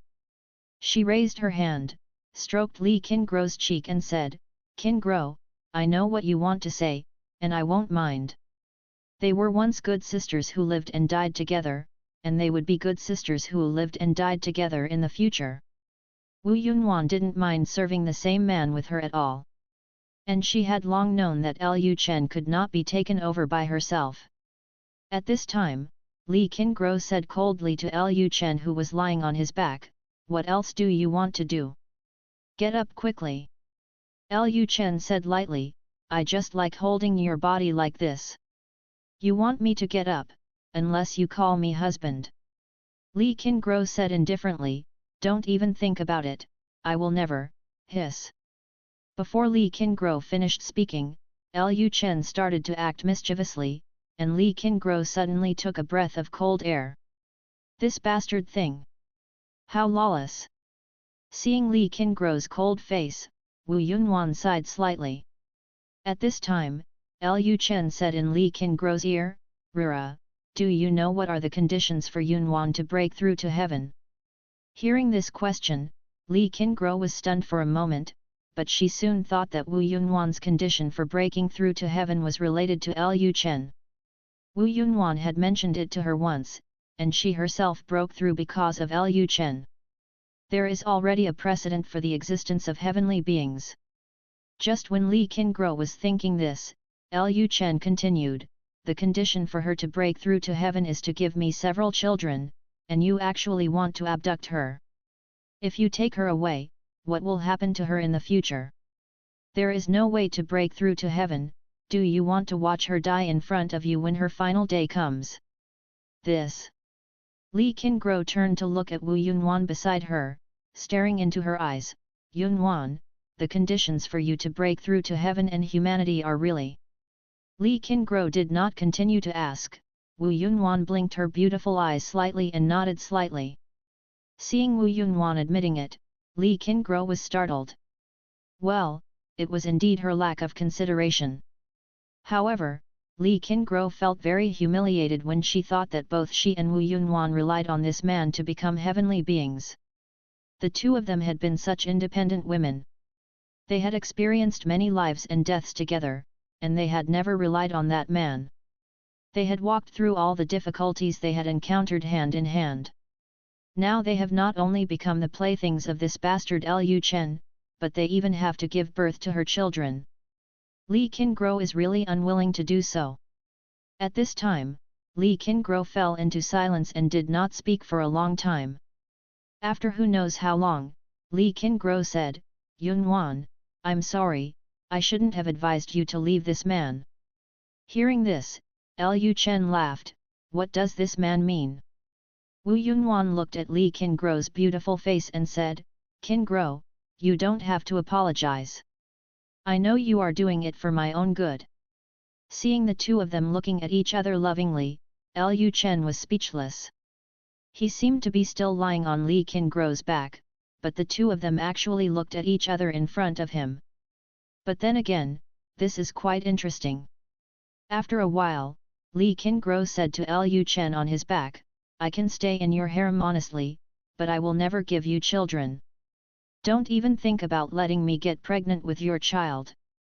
Hearing Li Qingguo's cold words, Lu Chen burst into laughter. Whether or not to have children was not her decision, it would all depend on his strength. Lu Chen then said, "I can promise you, but what if you get pregnant?" Li Qingguo said coldly, "Nothing goes wrong, I am already a heavenly being, there is absolutely no way I could be pregnant with your child." Li Qingguo's idea was that she could use her spiritual power to stop something. End of chapter. Chapter 537, To destroy Dagon, there is currently one of the biggest difficulties. Hearing Li Qingguo's words, Lu Chen only thought that Li Qingguo was naive. Of course, Lu Chen understood what Li Qingguo was thinking. She most likely had the same idea as Wang Qingkai and others before, using spiritual power to force the impurities out of the body, and then she felt that everything was fine. Of course they can use their Kung Fu to force the impurities out of their bodies, but they have to wait until the matter is over. There is no way for them to use their Kung Fu while Lu Chen is doing things. Maybe they have already been tricked before they can use their skills. Lu Chen said at this time, "Okay, I promise you, but if you are pregnant, you must give birth to the child." Li Qingguo didn't respond to Lu Chen's words. She didn't think she would be pregnant with Lu Chen's child. Lu Chen stood up slowly at this time. As Lu Chen stood up, the pressure on Li Qingguo disappeared instantly, and she couldn't help but feel a sense of emptiness. After Lu Chen got up, he walked towards the bath next to him and said, "You guys have a good rest. I will come see you in a few days." The matter of Daiyu has almost been dealt with. Next, the focus of the Xia Dynasty will be on destroying Daqian. Today there is a meeting of the Great Dynasty, which is dedicated to the discussion of Daqian. Next, they need to formulate an attack plan to capture Daqian. After Lu Chen went to the bathhouse, looking at Lu Chen's back, Li Qingguo felt a little complicated. She finally compromised. Her original idea was to commit suicide after losing the battle, but she did not succeed in committing suicide. Instead, her innocence was taken away by that bastard, and then she was tortured in various ways by that man. Later, she thought that she had already lost her virginity anyway, so she might as well follow that bastard to Yanqing and make way for her to find a way to take her good sisters away from Yanqing. But now she failed again, and finally she gave in. Is it possible that she, a former queen, really wants to live in this deep palace for the rest of her life and become that bastard's plaything? Seeing that Li Qingguo's expression was a little dazed, Wu Yunwan came over and hugged Li Qingguo's soft body. Wu Yunwan didn't say anything, just hugged her like this. The two plump and soft bodies were next to each other, making each other feel very warm, and soon Li Qingguo felt full of strength in her heart. She decided to continue living in Yanqing first. If one day Wu Yunwan breaks through and becomes a heavenly being, and this man is no longer interested in the two of them, then she will find a way to leave here. That man has so many women, and he is still expanding his harem. Sooner or later, he will lose interest in her and Wu Yunwan. Thinking of this, Li Qingguo felt a lot better. As long as Wu Yunwan became a heavenly being, decades or 100 years would be nothing to them. They could still afford to wait 100 years. She didn't believe it. 100 years later, Lu Chen was still interested in their bodies. Obviously, Li Qingguo underestimated Lu Chen again. After Lu Chen finished bathing, he went directly to the political affairs hall. Today's civil and military ministers were all there, and it was obvious that they were going to discuss military and national affairs. Now that Dao and Daiyu have been destroyed, and the Black Dragon Kingdom in the far northwest has also defected to Daxia, there is only one Dagon left. The so-called military and national event must refer to the destruction of Dagon. When Lu Chen entered the hall, all the ministers looked directly at Lu Chen. Every time a dynasty was destroyed, it was when some ministers were promoted. The destruction of Dagon was another opportunity for them.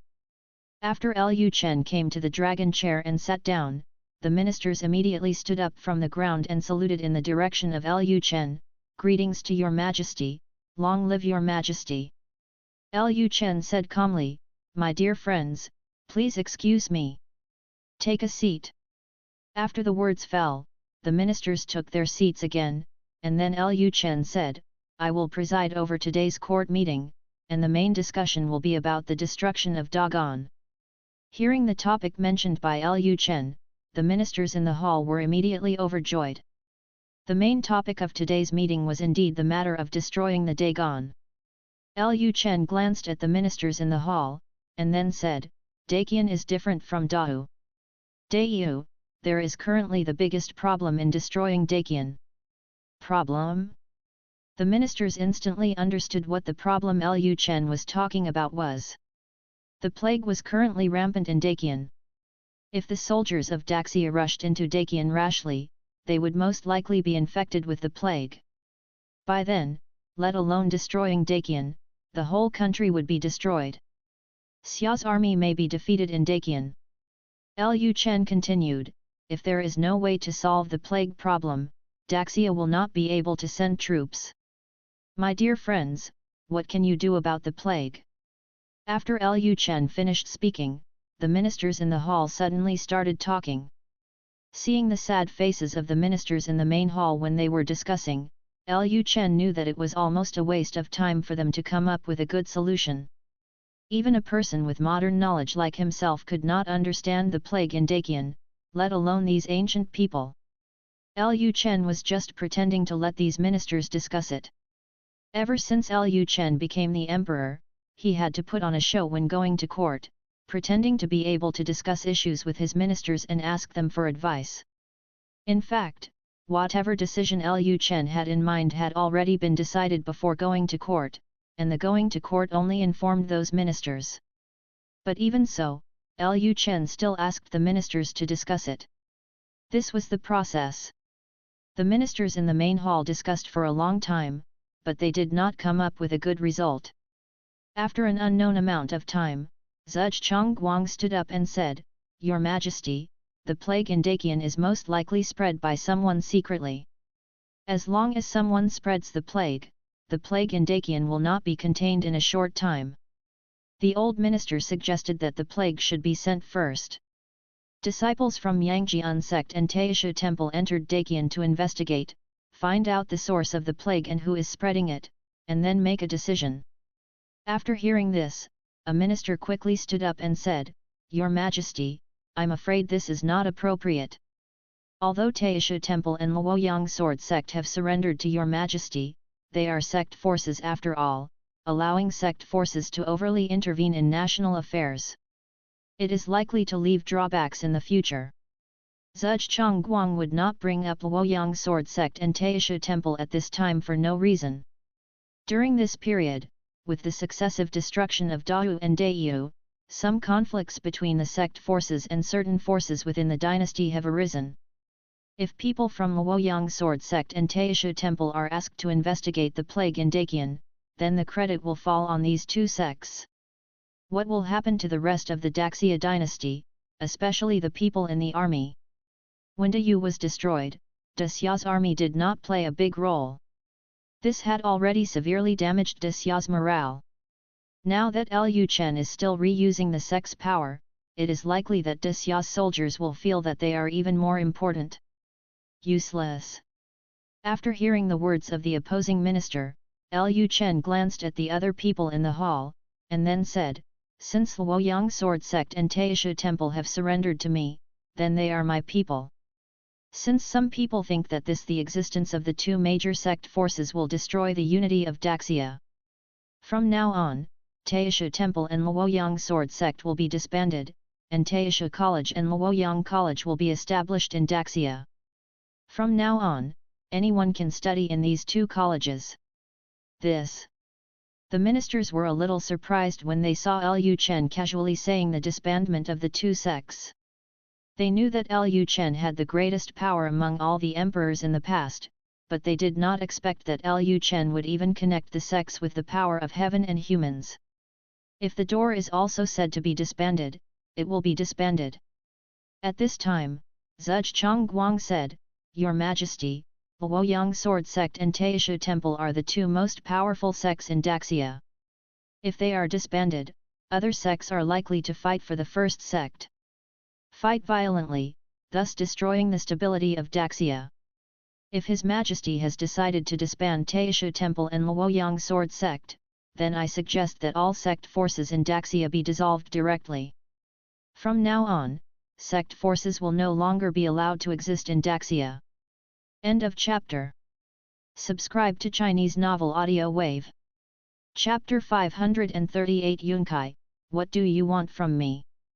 After hearing Zhuge Chongguang's last words, the ministers in the political hall understood why Lu Chen wanted to disband the Luoyang sword sect and Taisha temple. Everyone knows that Grand Scholar Zhuge is 100% on the side of the emperor. Since Zhuge Chongguang proposed to dissolve all sect forces in Xia, it means that this is the emperor's true idea. But why did the emperor do this? At this moment, Lu Chen said, "Disband all the sect forces in the world? I'm afraid this is a bit bad, right? Let me tell you, Grand Master, if you really do this, will there be any benefits?" Zhuge Chongguang replied, "Your Majesty, although Dao and Daiyu have destroyed the country, there are still some remnants of Dao and Daiyu hiding among some sect forces in an attempt to restore the country. They exist in the form of sects. Recruit troops secretly to avoid Daxia's scrutiny. If all the sect forces in Daxia are disbanded and those sect forces are not allowed to exist, then they will lose their biggest hiding place. This will be more conducive to the stability of the world." Lu Chen said, "Well, this benefit is not small, but if we want to disband the sect forces in the world, the resistance is not ordinary." Zhuge Chongguang continued, "Your Majesty only needs to disband the two major forces of Taisha temple and Luoyang sword sect, and then blockade those sect forces in the name of finding the remnants of the two countries. I believe that in this way, most of the sects can be defeated. The forces disband themselves. The leaders of the major forces are all old fools. As long as they reach the level mentioned by Zhuge Zhongguang, people will know that the emperor intends to eliminate the sect forces. If they continue to persist in their existence, physical destruction will inevitably follow. Today, the Great Xia Dynasty is at its peak, and the power of Lu Chen, the Xia Emperor, can almost be said to have reached its peak in history. No force dares to go against Lu Chen at this time." Listening to Zhuge Chongguang's words, the ministers suddenly felt sweat on their heads. They originally thought that they were discussing the crusade against the Daqian dynasty today. Unexpectedly, the conversation between the bachelor and the emperor turned directly to the elimination of the sect forces in Daxia. Why did the emperor want to eliminate the sect forces? Zhuge Chongguang also said it just now. The superficial purpose is to make those remnants who want to restore the country lose their hiding place. Of course, the most important reason is probably the existence of sect forces, which will seriously affect the stability of a dynasty. The current sect power is like a small country with weapons and population. As a unified emperor, Lu Chen will never allow such a power to exist in the land of Daxia. Of course, Lu Chen was still preparing to deal with enemies in the foggy world in the future. Only by integrating the resources of this world can we have a greater chance of winning against enemies in the foggy world in the future.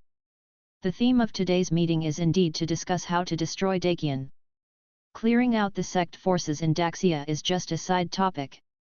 After Zhuge Zhongguang finished speaking, Lu Chen looked like he was thinking and was silent for a long time.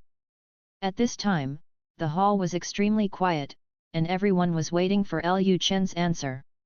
After Lu Chen thought for a while, he said, "In that case, let's do what Grand Scholar Zhuge said."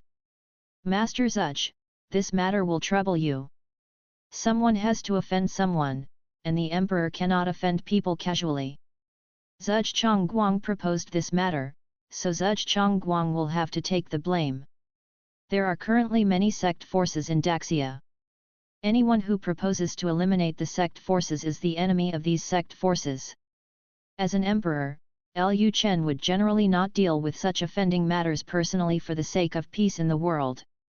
Now, Lu Chen is becoming more and more obedient as the emperor.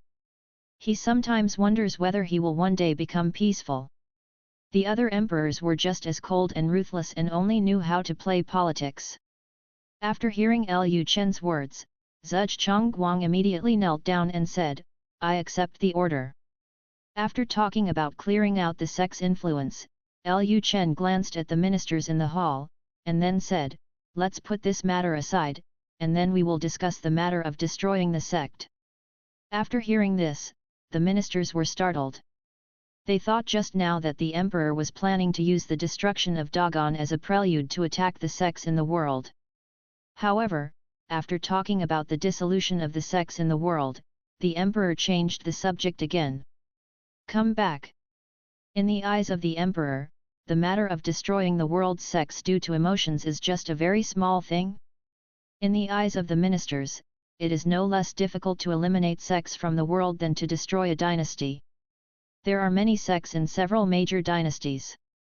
Although Xuanyu Palace is nominally the strongest among the major sects, no one can say it is unclear whether there are some hidden forces within the dynasties that are stronger than Xuanyu Palace. But now that Emperor Xia has decided, it's useless what the ministers say now. Lu Chen's power is very great.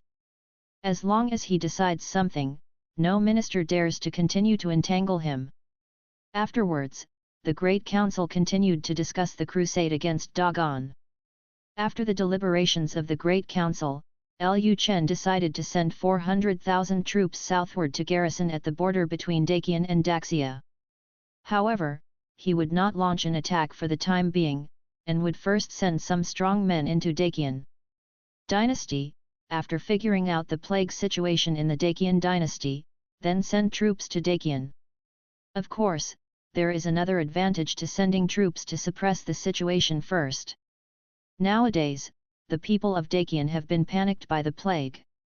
If the people of Dacian know that Daxia has sent hundreds of thousands of troops to the border of Dacian, it will definitely make them even more panicked and afraid. Under the pressure of the plague and Dacian's army, some people in Dacian would definitely choose to surrender to Daxia. In this way, Daxia would not need to expend too much effort if they wanted to capture Dacian. After the court meeting, it was already 2 o'clock in the afternoon. Lu Chen went directly to the imperial study room to deal with some official documents on army mobilization. At this moment, Bai Qingqing's voice sounded outside, "Your Majesty, General Yunkai wants to see you." Hearing this, Lu Chen was slightly stunned. Then he said, "Come in." Lu Chen had basically guessed the purpose of Xian Yuan Yunkai coming to him today. It was obvious that she wanted to participate in the battle with Dagan. After Lu Chen finished speaking, Xian Yuan Yunkai, who was wearing black and gold armor, entered the study. Xian Yuan Yunkai had a single ponytail and her bangs were parted to both sides, revealing a smooth and white forehead. There was a heroic spirit between her eyebrows. Looking dashing. Xian Yuan Yunkai's black gold armor stuck tightly to her body, perfectly highlighting her curvy figure. I have to say that this outfit is indeed the most suitable for Xian Yuan Yunkai. Lu Chen had long wanted to bring Xian Yuan Yunkai into the harem, but he had never let her live in the harem. Instead, he asked her to command the guards because Lu Chen felt that Xian Yuan Yunkai looked the most beautiful in armor. After Lu Chen looked at Xian Yuan Yunkai, he raised the corners of his mouth slightly and asked with a smile, "Yunkai, what do you want from me?" End of chapter. Chapter 539. The Queen must have known what happened to Dayu. After seeing Lu Chen, Xian Yuan Yunkai felt extremely nervous. She still remembered her initial impression of Lu Chen. She thought that Lu Chen was just an ordinary vassal king and a lustful person. At that time, even though she knew that he was the son of destiny, she still had no good feelings towards Lu Chen. But as time passed and as she spent more and more time with Lu Chen, she discovered that Lu Chen was not just lustful. Now in front of Lu Chen, all she felt was pressure. Even though Lu Chen was smiling, she felt that Lu Chen's smile had the majesty of an emperor. After Xian Yuan Yunkai entered the imperial study, she immediately knelt down and said, "I pay homage to your majesty. Long live your majesty! Long live your majesty!"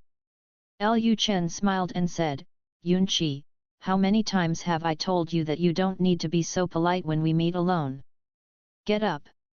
Xian Yuan Yunkai immediately stood up and said, "Thank you, your majesty." Xian Yuan Yunkai then said directly, "Your majesty, my subordinates want to go south to attack Daqian." Lu Chen smiled faintly, and it turned out to be what he thought. He knew that Xian Yuan Yunkai came to him to participate in this battle. Lu Chen said, "Yunqi, you are now the guards of Yanqing. You are responsible for protecting the safety of the entire Yanqing. If you, the leader of the guards, leave Yanqing, who will protect Yanqing?" Hearing Lu Chen's words, Xian Yuan Yunkai was startled. Lu Chen's words were obviously because he didn't want him to go south, otherwise he wouldn't have said that. She, the commander of the guards, is actually not that important. Lu Chen has many generals under his command, and many generals are capable of serving as the commander of the guards. If Lu Chen wanted to change the commander of the guards, he could do so at any time. There was no need for her to be the commander of the guards. Although she felt that there might be no chance this time, when she thought that this might be the last battle on the eve of the unification of the world, Xian Yuan Yunkai would continue to try no matter what. Xian Yuan Yunkai then said, "Your Majesty has many capable people, and there must be someone who is more suitable for the position of commander of the guards than his subordinates." Hearing Xian Yuan Yunkai's words, Lu Chen smiled and said, "Is there any? Why didn't I know? Except for your brother and you, I really haven't found anyone suitable to be the commander of the guards. What the guards need is absolute loyalty, and the commander of the guards must be absolutely loyal to me, and your Xian Yuan family is absolutely loyal to me, so there is no one more suitable to be the commander of the guards than someone from the Xian Yuan family." This. After hearing what Lu Chen said, Xian Yuan Yunkai thought for a moment and realized that it was indeed the case. The guards protect the entire Yanqing and Yanjing, protect the emperor, protect the emperor's wives, concubines, and children, and are the core of power in the entire Daxia. For the emperor, it is natural to choose the person he trusts most to be the commander of the guards. Since ancient times, there have been many rebellions by the guards' commanders. There were many changes in the throne, and the commander of the guards was a key position. When she thought of this, Xian Yuan Yunkai felt more and more that she had no hope of going south. Xian Yuan Yunkai suddenly remembered her brother's words at this time, but she still hesitated. After a while, Xian Yuan Yunkai stammered and said, "Your Majesty, I know a suitable candidate, but I have to wait until tonight only, then can I tell His Majesty." Hearing this, Lu Chen burst out laughing. The expression on Xian Yuan Yunkai's face was a little stiff. Obviously, this was not her original intention. Someone must have taught her. Who else could it be? Lu Chen could only think of that guy Xian Yuan Chen. Xian Yuan Koj was now guarding the old capital of Daxia.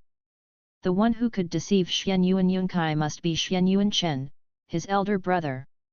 Lu Chen then said, "Okay, come back to the palace tonight. I will go to your place tonight to hear who you recommend to me." Although Xian Yuan Yunkai has not been named a concubine, she still has a palace inside the palace. As long as the woman Lu Chen likes is a woman, even if she does not live in the palace, she will definitely have a room for them. Seeing that Lu Chen agreed, Xian Yuan Yunkai quickly thanked him and said, "Thank you, Your Majesty. If there is nothing else, I will leave first." "Yeah, okay." Lu Chen nodded slightly.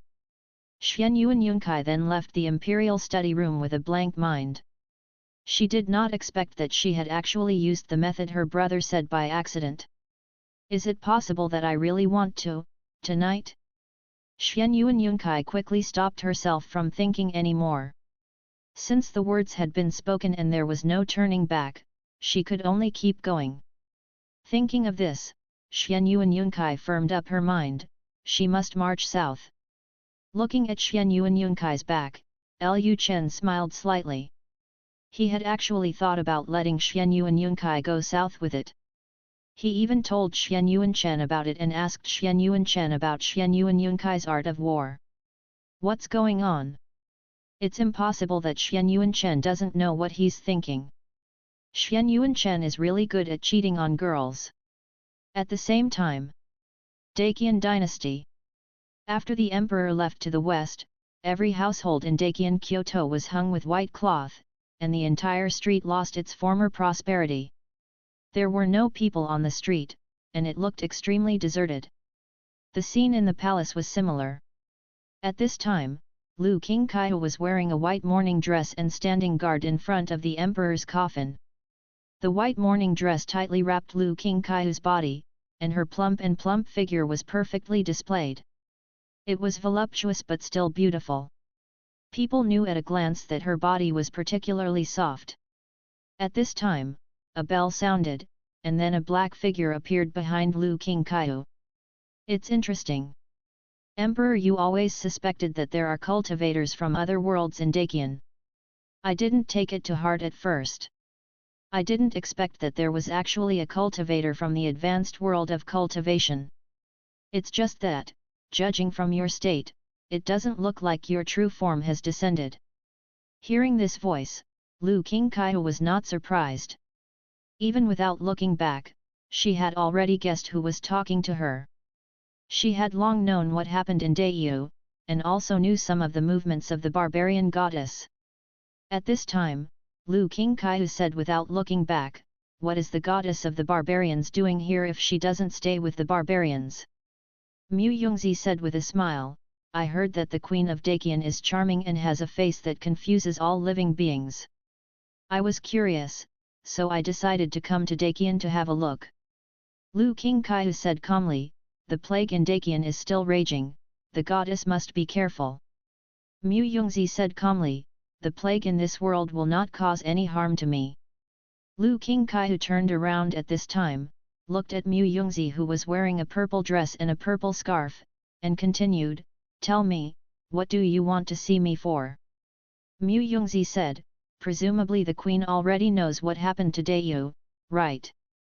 Not only was Dayu defeated, Emperor Xia was also imprisoned in the Jinluan Palace and toyed with every day by Emperor Xia. She was even taken back to Yanqing and imprisoned. Poor Emperor Yu, I don't even know how he has been tortured now. It's really embarrassing for a majestic emperor of the dynasty to end up like this. End of chapter. Chapter 540. Mu Yongzi and Lu Qingkai unite. Hearing Mu Yongzi's words, Lu Qingkai showed no expression on his face. He asked calmly, "What does the goddess want to say?" Mu Yongzi immediately said, "The queen shouldn't end up like Emperor Yu, right? That Lu Chen is a lustful person who likes beauties very much. He will not let go of a graceful woman like the queen even if she is married. What's more, you are still perfect." Lu Qingkai chuckled, and then said, the goddess has no way to deal with Emperor Xia, so do you plan to use me? Mu Yongzi smiled and said, use or not, Daqian will face Daxia's crusade soon. If you cooperate with me, you are helping yourselves. Although you are not from this world, I believe that you don't want Daqian to be destroyed by others, right? As people in the world of cultivation, although Lu Qingqiu is just a clone, this clone definitely wants to leave this world. If they want to leave this world, they must face Lu Chen as an enemy. The enemy of my enemy is a friend. Even if they will fall out in the end because of the teleportation channel, if they continue to fight alone, they will probably be killed by Lu Chen. Solve them one by one. Lu Qingqiu said calmly, I can deal with Emperor Xia alone without the help of others, but you make me feel very dangerous. Although this world suppressed Mu Yongzi's true strength, Lu Qingqiu could vaguely feel that this so-called barbarian goddess was at least above the celestial realm and could not be an ordinary celestial being. Even if they work together to solve Lu Chen's obstacle in the future, they will still become enemies in the end, and there will be no real cooperation between them. Mu Yongzi said, your intuition is quite accurate. If you want to deal with Emperor Xia alone, I don't think you have such strength. He has an earth-level spiritual weapon in his hand, and the earth-level spiritual weapon has already claimed its owner. I believe you should understand the earth-level spiritual weapon. What does it mean? Unless you also have an earth-level spiritual weapon on your body, there is a high probability that you will not be his opponent. I have already said this. Whether you want to join forces with me or not depends on what you think. After hearing Mu Yongzi's words, Lu Qingqiu fell into deep thought. If Emperor Xia really had an earth-level spiritual weapon in his hand, it would indeed be difficult for her to deal with Emperor Xia alone. But Lu Qingqiu's eyes swept over Mu Yongzi.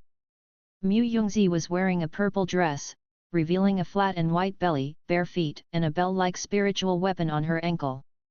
Through her it can be seen from her temperament that she is not a disciple of a serious sect. Lu Qingqiu then asked, what world are you from? Mu Yongzi replied without hesitation, Shuiyun world. After hearing Mu Yongzi's answer, Lu Qingqiu thought for a moment. This world did not exist in her memory. From this point of view, Shuiyun world was not a particularly interesting world. Then Lu Qingqiu said, okay, we can join forces.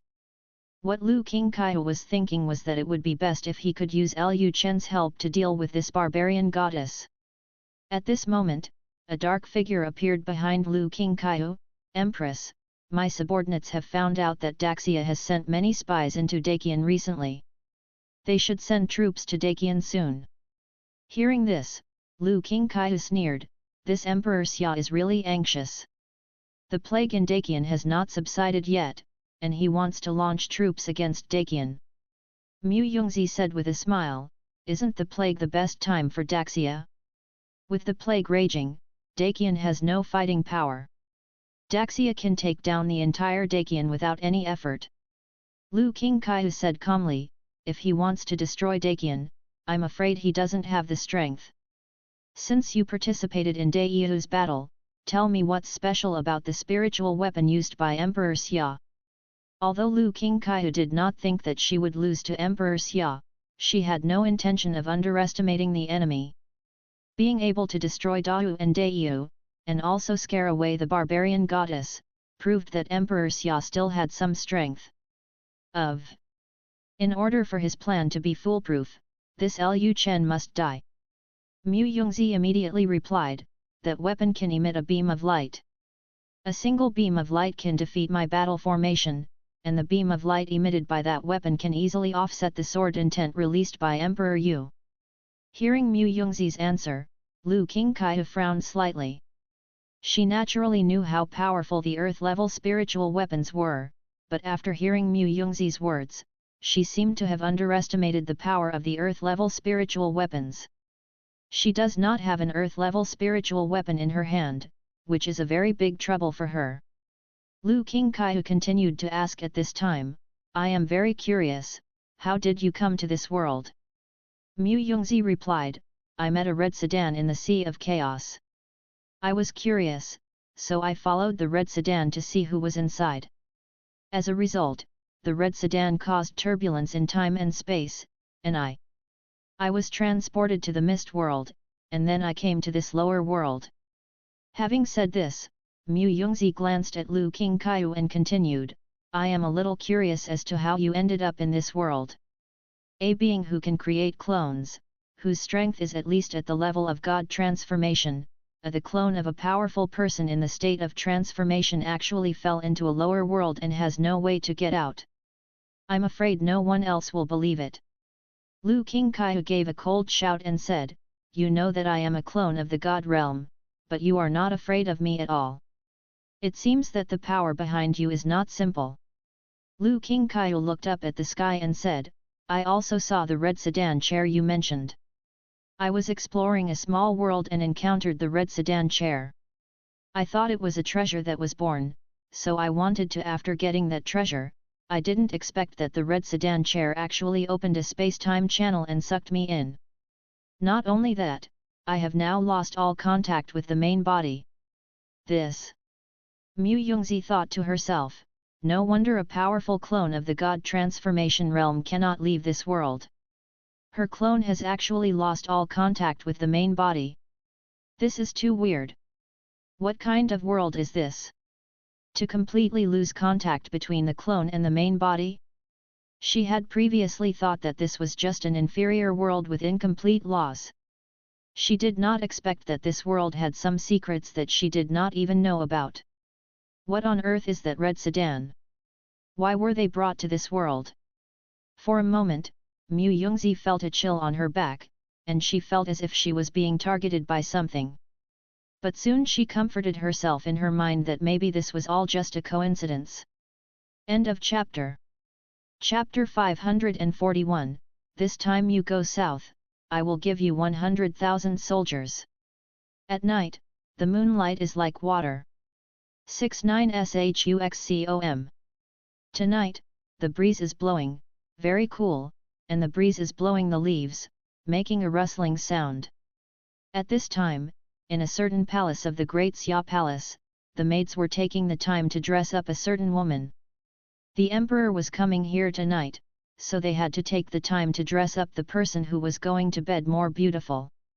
After an unknown amount of time, a maid's voice came from outside, Your Majesty is here. After hearing this voice, the palace maid in the room quickly sped up her movements. After a while, the door of the palace room opened, and Lu Chen, wearing a black and gold dragon robe, entered the room. At this time, Xianyuan Yunkai, who was wearing a red dress, a red rope on her head, and a tiara hanging from her forehead, immediately stood up from the dressing mirror. She quickly came to Lu Chen and saluted with all the maids in the palace, Greetings to your Majesty. Lu Chen walked up to Lu Chen in a few steps, then held Xianyuan Yunkai's shoulders and helped her up personally, Everyone, get up. Xianyuan Yunkai then slowly stood up. After Xianyuan Yunkai stood up, Lu Chen took a serious look at Xianyuan Yunkai tonight. The red dress Xianyuan Yunkai wore matched her very well. A gold-threaded red belt around her waist fully showed off her curvy waist and hips. The most important thing is Xianyuan Yunkai's hair, which is still a single ponytail. After her hair is tied up, her white neck is exposed. She still looks heroic, with heroic spirit exuding between her brows. She is very similar to Bai Qingqing, but Bai Qingqing is a cold beauty, and Xianyuan Yunkai has a blush on her face. She does not have the cold temperament of Bai Qingqing. She gives people a very lively, sunny, and energetic feeling. Xianyuan Yunkai looked into Lu Chen's eyes and said, Your Majesty, I will serve you tonight. After hearing this, Lu Chen immediately teased her and said, Serve? I came here tonight to hear from you who you think is suitable to be the commander of the guards. You haven't thought about it yet. If you haven't thought about it well, letting me come to your place tonight would be a crime of deceiving the emperor. Lu Chen's words immediately made Xianyuan Yunkai feel the pressure on her body doubled. She had actually thought of someone to be the commander of the guards, but her purpose today was not to tell Lu Chen who was suitable to be the commander of the guards. Even if she told the emperor who was suitable, if the emperor didn't nod, she would not be able to follow the army south, let alone serve as the commander. So what she has to do now is to serve the emperor well. If the emperor is happy, maybe her opportunity will come. Your Majesty, I am my concubine. Before Xian Yuan Yunkai finished speaking, Lu Chen burst out laughing. Lu Chen raised his hand, took Xian Yuan Yunkai's waist into his arms, then hugged her fragrant body and slowly moved toward her. Walk on the soft couch. While walking, Chen said in Xian Yuan Yunkai's ear, since you invited me here, let's not talk about those things tonight. Let's talk about business.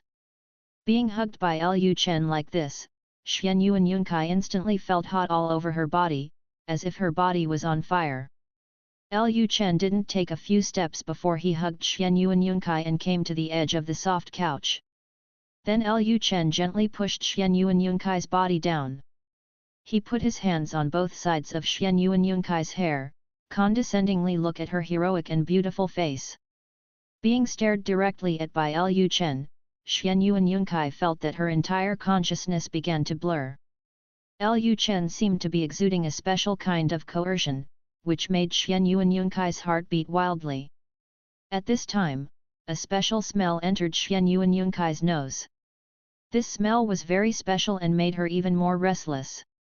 Xian Yuan Yunkai suddenly thought of something at this time, and then said, Your Majesty, let me serve Your Majesty.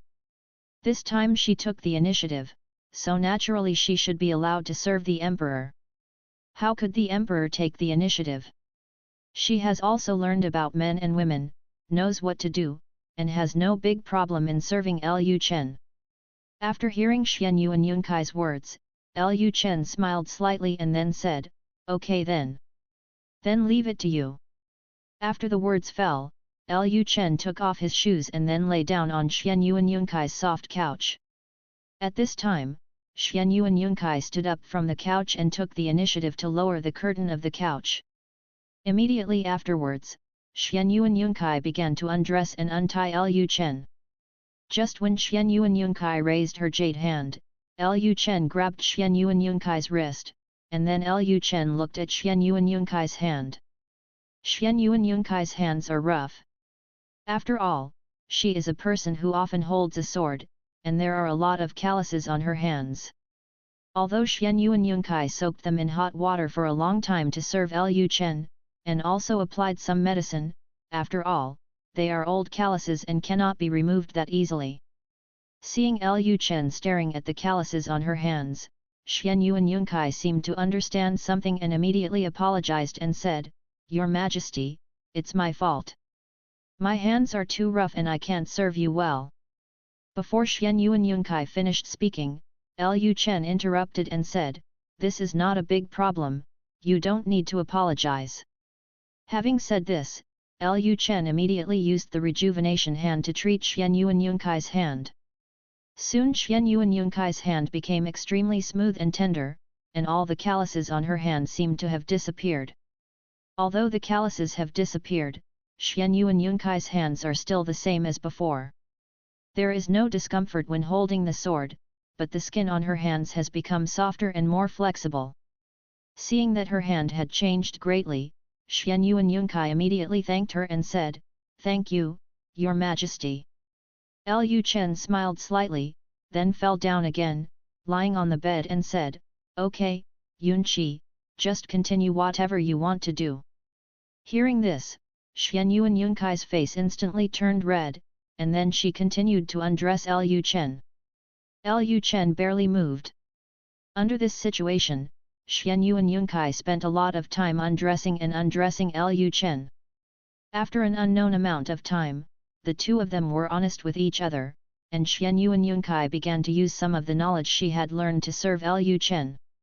Lu Chen looked at Xian Yuan Yunkai who was trying to serve him, and thought to himself that she was indeed a girl who often rode horses.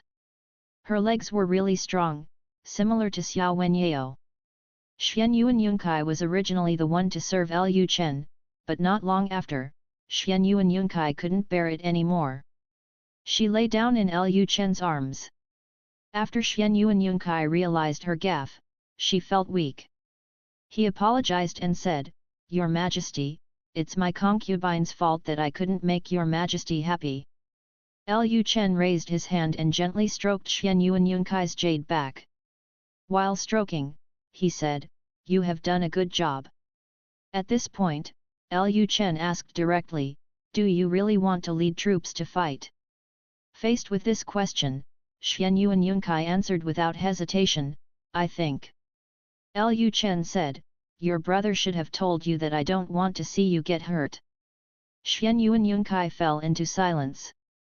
She also knew that Lu Chen cared about her very much, but her dream since childhood was to gallop on the battlefield and become a general. Seeing that Xian Yuan Yunkai was silent, Lu Chen continued, "I told you before that I would give you this opportunity. Since you can't wait any longer, I will give you a chance. This time you go south, I will give you 100,000 soldiers." Hearing this, Xian Yuan Yunkai instantly became excited, and her muscles tightened instantly. "Thank you, Your Majesty." Feeling Xian Yuan Yunkai's body reaction, Lu Chen smiled slightly, and then said in her ear, "My General Xian Yuan, your battle is over, but my battle has not yet begun." Hearing this, Xian Yuan Yunkai's heart tightened, and then she said, "I will let your Majesty run wild." End of this chapter. Chapter 542. I already have a solution to the plague. The situation of the Dacian dynasty is relatively complicated. In order to end the war with the Dacian dynasty as soon as possible, Lu Chen plans to fight in person again. But this time is different from Daiyu's time. This time many ministers are opposed to Lu Chen's personal expedition. At another great court meeting, many ministers stood up and advised Lu Chen not to go on a personal expedition. At this moment, the Yizheng Hall. Lin Jieyuan stood in the middle of the hall and admonished, "Your Majesty, the plague is still raging in the Dacian dynasty. Your Majesty must not take any risks." At this time, there was not only Lin Jieyuan in the hall, but also many ministers behind Lin Jieyuan. They all felt that there was no need for Lu Chen to fight in person. After Lin Jieyuan came to Yancheng, he had almost no objection to Lu Chen's policies and decisions, but this time, Lin Jieyuan really felt that Lu Chen was taking too many risks. The plague was impossible to prevent, and no one could predict whether Lu Chen would go to Dacian or the front-line battlefield. Will you be infected with the plague? What if something happens to Lu Chen? The unification of this world is about to be completed, and Lu Chen can't do anything right now. The most important thing is that Lu Chen plans to eliminate all the sect forces in several major dynasties. If something happens to Lu Chen, no one can suppress those sect forces. If those sect forces take the lead in rebellion, the world that has finally been unified will fall apart again. Lu Chen's most important task now is not to take the lead in the personal expedition, but to sit in Yanjing and suppress all people with small ideas. Lu Chen glanced at the admonishing officials in the middle of the hall and said nothing. At this time, another official stood up and said, "Your Majesty, the main reason why you personally conquered Daiyu was because Daiyu had a battle formation capable of resisting the gods. Don't worry, the current Dacian dynasty is just an ordinary dynasty. Without a battle formation, a small task like attacking the Dacian dynasty can only be completed by the other two heavenly beings. How can I trouble you to take action again?" After hearing the minister's advice, Lu Chen remained unmoved. He glanced at the ministers in the hall again. Seeing that Lu Chen was unmoved, more and more ministers stood up and advised Lu Chen not to go to war personally. At this time, many ministers' eyes fell on Zhuge Chongguang. Zhuge Chongguang was a bachelor and had the best relationship with the emperor. If Zhuge Chongguang could stand up and admonish Lu Chen, maybe Lu Chen would consider the problems that may arise from his own expedition. However, everyone saw Zhuge Zhongguang sitting in his seat, acting as if the matter had nothing to do with him. He seemed to have no intention of persuading Lu Chen. After a while, Lu Chen saw that there were almost no ministers admonishing him anymore, so he said, "I understand your thoughts. But my dear friends, I'm afraid you have forgotten about the barbarian goddess. According to the information I have received, the barbarian goddess has arrived in the Dacian dynasty. Originally, Daiyu's battle formation was brought by the barbarian goddess. Think about it, if the barbarian goddess cooperates with the Dacian dynasty, will the army of the Dacian dynasty also use the battle formation? If only 2 heavenly beings are sent to the Dacian dynasty, if these 2 heavenly beings are restrained by the battle formation, the Daxia army will be passive. Even if there is no battle formation, with the strength of that barbarian goddess, I am afraid it is not impossible to deal with 2 heavenly beings at the same time." Hearing Lu Chen's words, the hall suddenly became extremely quiet. Many ministers did not know that the barbarian goddess had gone to Dada to do something, so they had just advised Lu Chen that there was no need to go there in person. But offline Lu Chen told the latest information, and their hearts began to waver. If the barbarian goddess really went to Dacian, then Dacian's army might indeed be able to use battle formations. Moreover, the strength of the barbarian goddess is not weak. To deal with the barbarian goddess, His Majesty may really need to take action himself. Compared to Tianren, Lu Chen is now recognized as the strongest person in Daxia. Especially the battle with Daiyu allowed Daxia's soldiers to see Lu Chen's true strength. All civil and military officials in the court now felt that Lu Chen's strength far exceeded that of a heavenly being. Even if Lu Chen was not a heavenly being, he still had the ability to kill the strength of the death god. Lu Chen said, "Okay, the matter of personal conquest is settled. As for the plague, you don't have to worry about it. I already have a solution to the plague." As soon as these words came out, the ministers in the hall instantly became agitated. The biggest problem with this attack on Dacian was that the plague in Dacian was still raging. Daxia's soldiers did not dare to enter Dacian easily. Once the plague was transmitted to Dacian soldiers, which is likely to lead to the complete defeat of the Daxia army. Now Emperor Xia actually said that there was a way to solve the plague. If the method he said was really effective, then the biggest problem in entering Dacian would be solved. But having said that, during the last court meeting, their majesties were still asking people to discuss how to solve the plague problem. How come their majesties suddenly have a solution? At this time, Lin Jiayuan asked, "Your Majesty, I dare to ask, can your method really eliminate the impact of the plague?" Lu Chen replied, "Lin Iking doesn't have to worry. Since I said there is a way, it will be able to completely eliminate the plague." After hearing Lu Chen's affirmative answer, the ministers felt relieved. People knew Lu Chen's character. Lu Chen was not 100% sure that he would not say such a sure thing. It seemed that their majesty had really found the plague solution. In this case, there was nothing more to say, and then the ministers retreated to their seats. In this way, Lu Chen's personal expedition was decided. After the court meeting, the news that Emperor Xia was going to conquer the country in person spread throughout Yanqing in an instant. People heard that Lu Chen was going to go on a personal expedition again. At first, those people had the same attitude as the ministers, thinking that there was no need for their majesty to go on an expedition in person, and that there was no threat to the Dacian dynasty.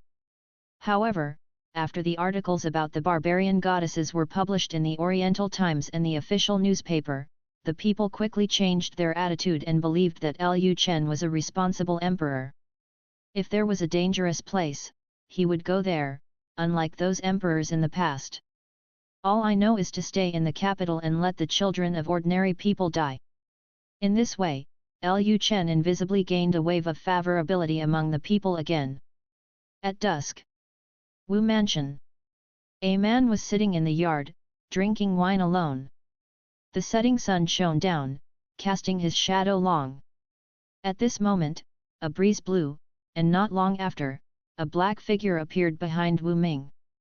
After feeling the dark shadow appearing behind him, Wu Ming did not look back immediately. He had obviously known that this person would come.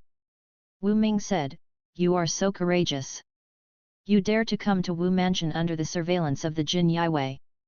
Aren't you afraid of being caught by the Jin Yiwei?" Hearing this, the dark figure said disapprovingly, "Now Emperor Xia is preparing to take action against the sect forces in the major dynasties. Now Yanqing is very unstable. The more powerful Jin Yiwei have been transferred to other places. Only those outside. How could anyone discover my existence?" End of this chapter. Chapter 543 Exorcist Flag and Reincarnation Stone. After hearing the words of the black shadow behind him, Wu Ming chuckled, and then said, "Lu Chen is really arrogant, he actually dares to take action against the sect forces of major dynasties." The dark shadow behind Wu Ming said, "If he wants to truly dominate the world, he cannot allow a country within a country like sects to continue to exist. Moreover, the remnants of the major dynasties are hidden in those sects. If those sects, as long as the door is not destroyed, those forces will sooner or later pose a huge threat to Lu Chen's rule." After hearing the black shadow's words, Wu Ming put down the wine glass in his hand, then turned slightly, looked at the black shadow behind him and said, "Are you sure that this plan will be 100% successful?" The black shadow said, "Your Highness, don't worry, there are more than a dozen major sects joining forces this time, and there is also a heavenly being on our side. As soon as Lu Chen goes south to conquer in person, we will take action immediately. Yanqing will definitely fall into our hands. When Lu Chen comes back, Daxia will no longer be Daxia, but Dao." Upon hearing this, Wu Ming burst into laughter. But after Wu Ming laughed, he suddenly thought of something, and then said, "Don't tell Wu He about this. Wu He is the eldest prince of Dao. If Wu He is also involved in this matter, once their plan succeeds, then as the eldest prince of Wu He may become the emperor of Wu." Wu Ming does not want to let his results picked off by Wu He. Although they all have the mark left by Emperor Wu, this does not mean that they will join forces to restore the country. The Black Shadow said, "Please rest assured, Your Highness, we have never mentioned this matter to him." Wu Ming felt relieved after hearing the Black Shadow's answer. He turned around at this time, poured himself a glass of wine, and shook the wine in his hand while holding the cup. After shaking for a moment, Wu Ming took a sip of the wine in the cup, and then said, "I believe that Lu Chen will come back by then."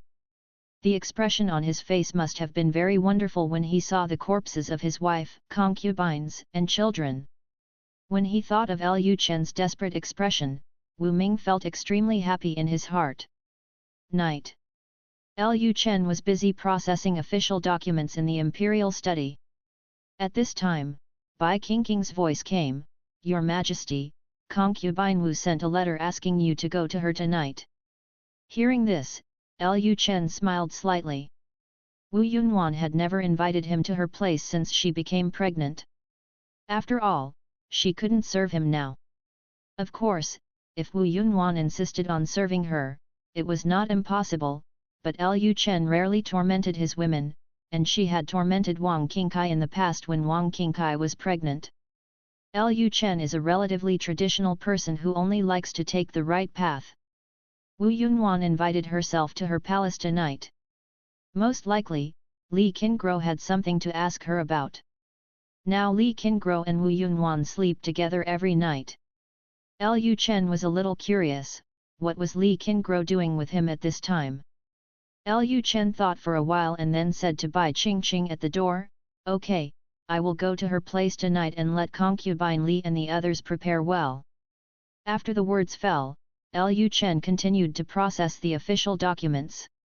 At this time, Lu Chen discovered a lot of information about the Dacian plague submitted by Jin Yiwei. Seeing the content above, Lu Chen fell into deep thought. After an unknown amount of time, Lu Chen put down the information in his hand, opened the system interface, and checked what he had obtained during his emotional exchange with Xuan Yuan Yunkai. Exorcism Banner, an Earth-level spiritual weapon, which can be used to bury demons. It has huge lethality against demon cultivators and heavenly demons. When communicating emotionally with Xuan Yuan Yunkai, Lu Chen felt that the system had become a little too fussy about just such a thing. The system has said before that the more wives and concubines, the more children, the greater the rewards, but neither Li Qingguo nor Xian Yuan Yunkai showed strong power. From Li Qingguo, he only got a strange stone called the Reincarnation Stone, and he didn't even tell Lu Chen about its purpose. At this time, Lu Chen asked the system in his mind, "System, why are the rewards so small these 2 times? The value of the reward obtained by the host far exceeds that of the 2 top forces. Please make good use of these 2 treasures." Lu Chen laughed when he saw the system's answer. Far surpassing the 2 top powers? What about deceiving people? Perhaps sensing Lu Chen's thoughts, the system beep sounded again. There is a demon raging in the Daqian dynasty. The exorcism flag can help the host to drive away the demon. The demon is an extraterrestrial creature. Without the exorcism banner, the host cannot compete with it based on its current strength. This. Lu Chen was stunned for a moment. But he quickly came to his senses. When he obtained the demon burying technique, he thought the system wanted him to use the demon burying technique to deal with the Taiyan God sex gang. But now that I think about it, I am afraid that what the system wanted him to deal with from the very beginning was the demon from the Daqian dynasty. Lu Chen's brain is quite flexible. After he obtained the exorcism flag from Xian Yuan Yunkai, he basically guessed that there was something dirty in the Daqian dynasty. With the recent information provided by Jin Yiwei, he became more convinced of his guess. Now that he had received a positive reply from the system, Lu Chen felt much more relieved. Since the system has said that the exorcism flag can deal with the demons of the Daqian dynasty, there should be no problem. But then again, what is the use of this reincarnation stone? Thinking of this, Lu Chen opened the system backpack and found the reincarnation stone. Reincarnation stone, a special sacred stone, its purpose is temporarily unknown. Seeing this introduction, Lu Chen was a little angry. The system usually explained how to use rewards clearly, but for this piece of broken stone, there was no introduction at all. Lu Chen asked the system directly, "System, what is the use of this reincarnation stone?" Lu Chen actually asked the system about the function of the reincarnation stone the night he took possession of Li Qingguo, but the system didn't give any answer. Facing Lu Chen's question, the system also gave a clear answer this time. The information on the Samsara stone has not been unlocked. Please work hard to improve the realm and wait for the information on the Samsara stone to be unlocked. Seeing the same answer as last time, Lu Chen felt a little angry. Forget it, asking is in vain. No more questions. Then Lu Chen closed the system interface. Anyway, Chu Yukan and Wu Yunwan are already pregnant, and when the children in their bellies are born, he will be able to get rich rewards. Thinking of this, Lu Chen continued to process the official documents on the table. In the dead of night, Lu Chen stood up, stretched, and walked towards Wu Yunwan's palace. When Lu Chen arrived at Wu Yunwan's palace, both Li Qingguo and Wu Yunwan had already changed their clothes. Li Qingguo was wearing a gold silk red robe, dressed in finery, with a glittering headdress and hairpin on her head. The whole person looks dignified and majestic. Feeling Li Qingguo's noble and dignified temperament, Lu Chen's heart suddenly became hot. He transformed and came directly behind Li Qingguo and Wu Yunwan, hugging the soft waists of the 2 beautiful women. "My 2 beloved concubines, are you dressing up so beautifully to wait for my favor?" Hearing Lu Chen's shameless words, Li Qingguo said coldly, "Your Majesty is really shameless." It was obviously Lu Chen who asked the maid to dress them up like this, but now it was as if they were specially dressed up and waiting for Lu Chen to mess with them. End of chapter. Chapter 544. De Qian will be destroyed, and those sect forces will also be suppressed. Li Qingguo also knew that as long as Lu Chen, a lecherous person, came here, she would be tortured tonight, and she was too lazy to resist now. But before she was tortured, she still planned to tell Lu Chen something. Your Majesty plans to personally conquer Daqian? Li Qingguo asked. Hearing Li Qingguo's question, Lu Chen said with a smile, Roro's information is well informed. Things that were decided only today are now known. Li Qingguo was too lazy to pay attention to Lu Chen's words. The newspapers had already spread all over the streets in the afternoon. How could she not know about this? Li Qingguo then said, you just decided to disband all the sects in Daxia not long ago. If you don't sit in Yanqing and go to attack Daqian at this time, you are not afraid that when you come back, Yanqing has been conquered by those sect forces. Occupied. Lu Chen showed a surprised expression. Oh? What do you mean by this? Did you receive some news? Li Qingguo said calmly, someone invited me to join forces with them and take control of Yanqing after you leave Yanqing. Li Qingguo is the queen of Daiyu. From the perspective of those sect forces, Li Qingguo must be very unwilling to have Daiyu destroyed, nor to become Lu Chen's forbidden wife. As long as there is a chance, Li Qingguo will definitely rebel, which is why those sect forces want to invite Li Qingguo. Those people obviously didn't expect that Li Qingguo had returned home. Although Li Qingguo was still a little resistant to Lu Chen, now that Wu Yunwan was pregnant with Lu Chen's child, and the conditions for Wu Yunwan to become a heavenly being were closely related to Lu Chen, Li Qingguo naturally I will also stand on Lu Chen's side. After hearing Li Qingguo's truthful confession of the matter, Lu Chen immediately tightened his arms around Li Qingguo's waist, bringing Li Qingguo's buttocks closer to his body. I didn't expect that you would actually tell me this. It seems that Myra has fallen in love with me.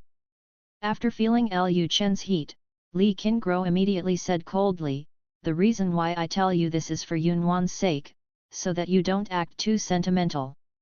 Having said this, Li Qingguo twisted her waist and tried to get rid of Lu Chen, but Lu Chen's big hand was very strong and Li Qingguo was unable to break free. Seeing that he could not escape from Lu Chen's control, Li Qingguo stopped struggling and allowed Lu Chen to hold him. Li Qingguo continued to ask, what are you going to do next? The strength of those sect forces is not weak. There may be some heavenly beings among them. If you leave Yanqing, by the time you come back, Yanqing may have fallen into their hands. Hearing Li Qingguo's words, the corners of Lu Chen's mouth raised slightly. Li Qingguo only entered Lu Chen's harem later, so she still doesn't understand the formation in Yanqing. She has heard that there is a formation in Yanqing, but she doesn't think that formation can withstand so many sects. The siege of the sect forces. Although when Lu Chen destroyed Dao and Daiyu, no heavenly beings from the sect intervened, it does not mean that there are no heavenly beings in the sects in this world. In order to break through the limit, most of the gods are in seclusion. If they don't encounter special circumstances, they will not come out. If Lu Chen wants to disband the sect forces of those heavenly beings and the forces they have worked so hard to build in the past, those hidden heavenly beings will inevitably come out. No one can tell how many old people who are approaching their end of life are hidden in this world. Guy.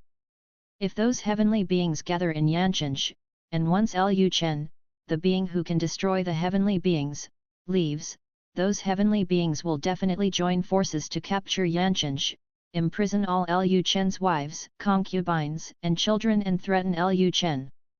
Li Qingguo didn't believe that it was impossible for Lu Chen not to know this. She really couldn't figure out what gave Lu Chen the courage to leave Yanqing at this time.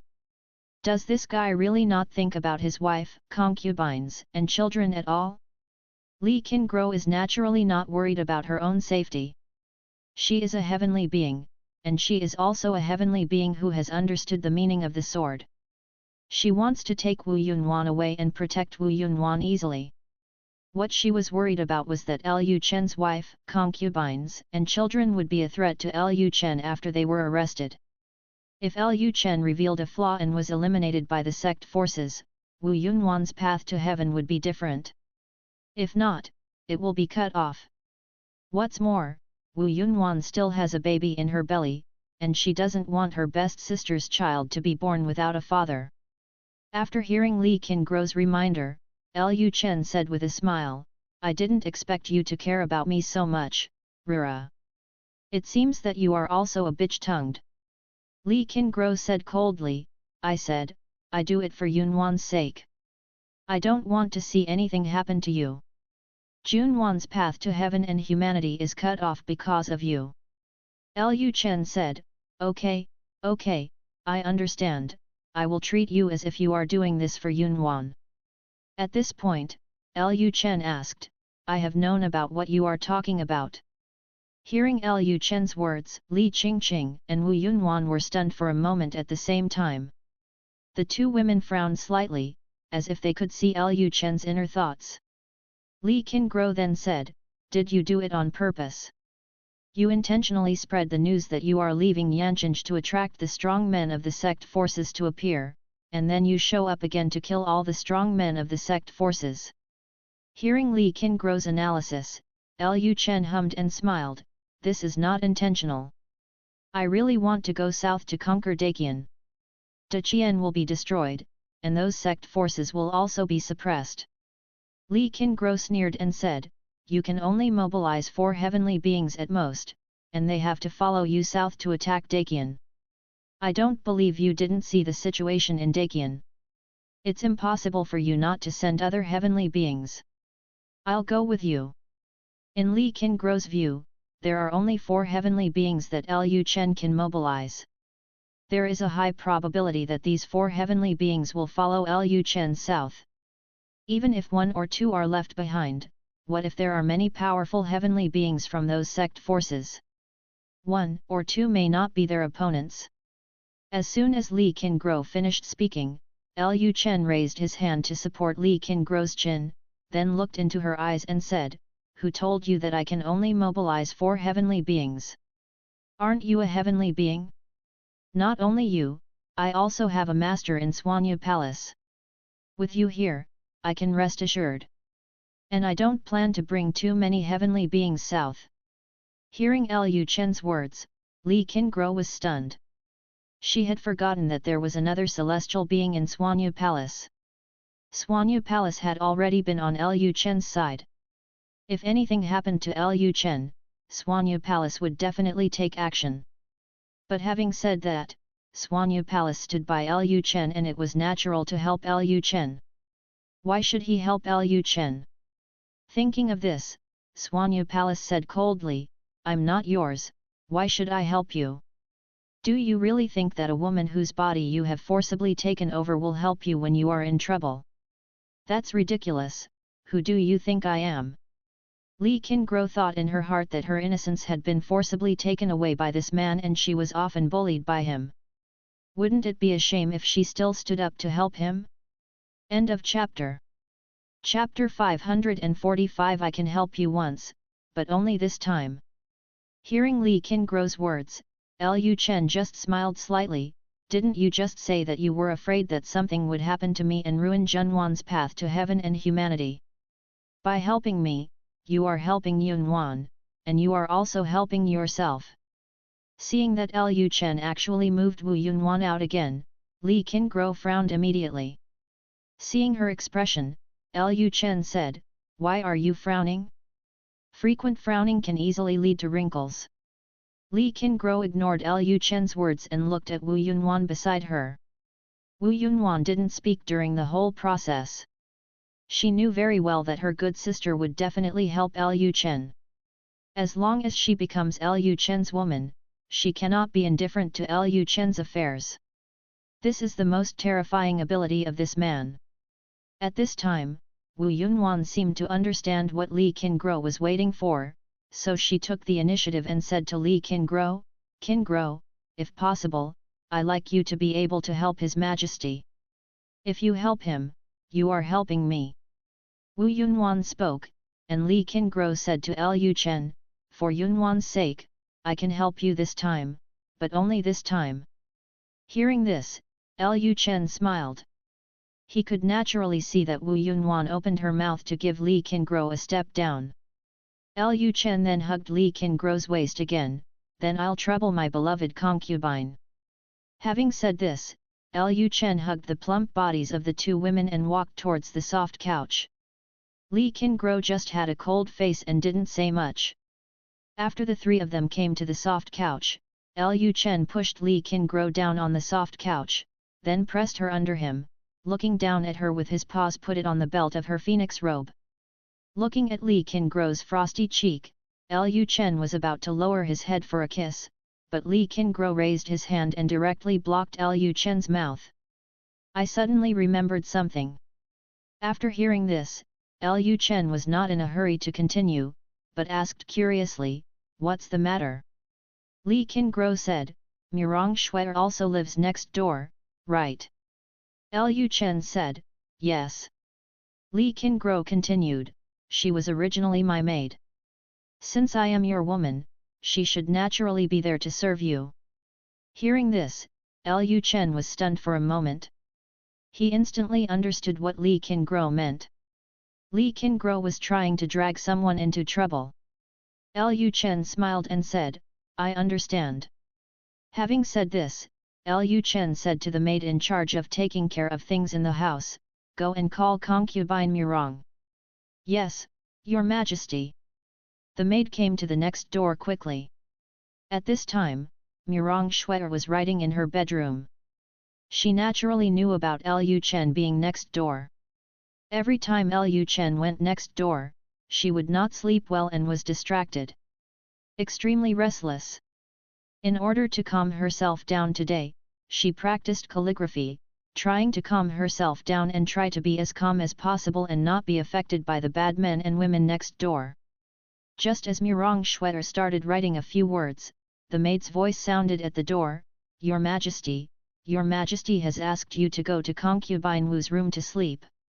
Hearing what the maid said, Murong Shuai was stunned and her jade arms were hanging in the air. She also knew who was there next door.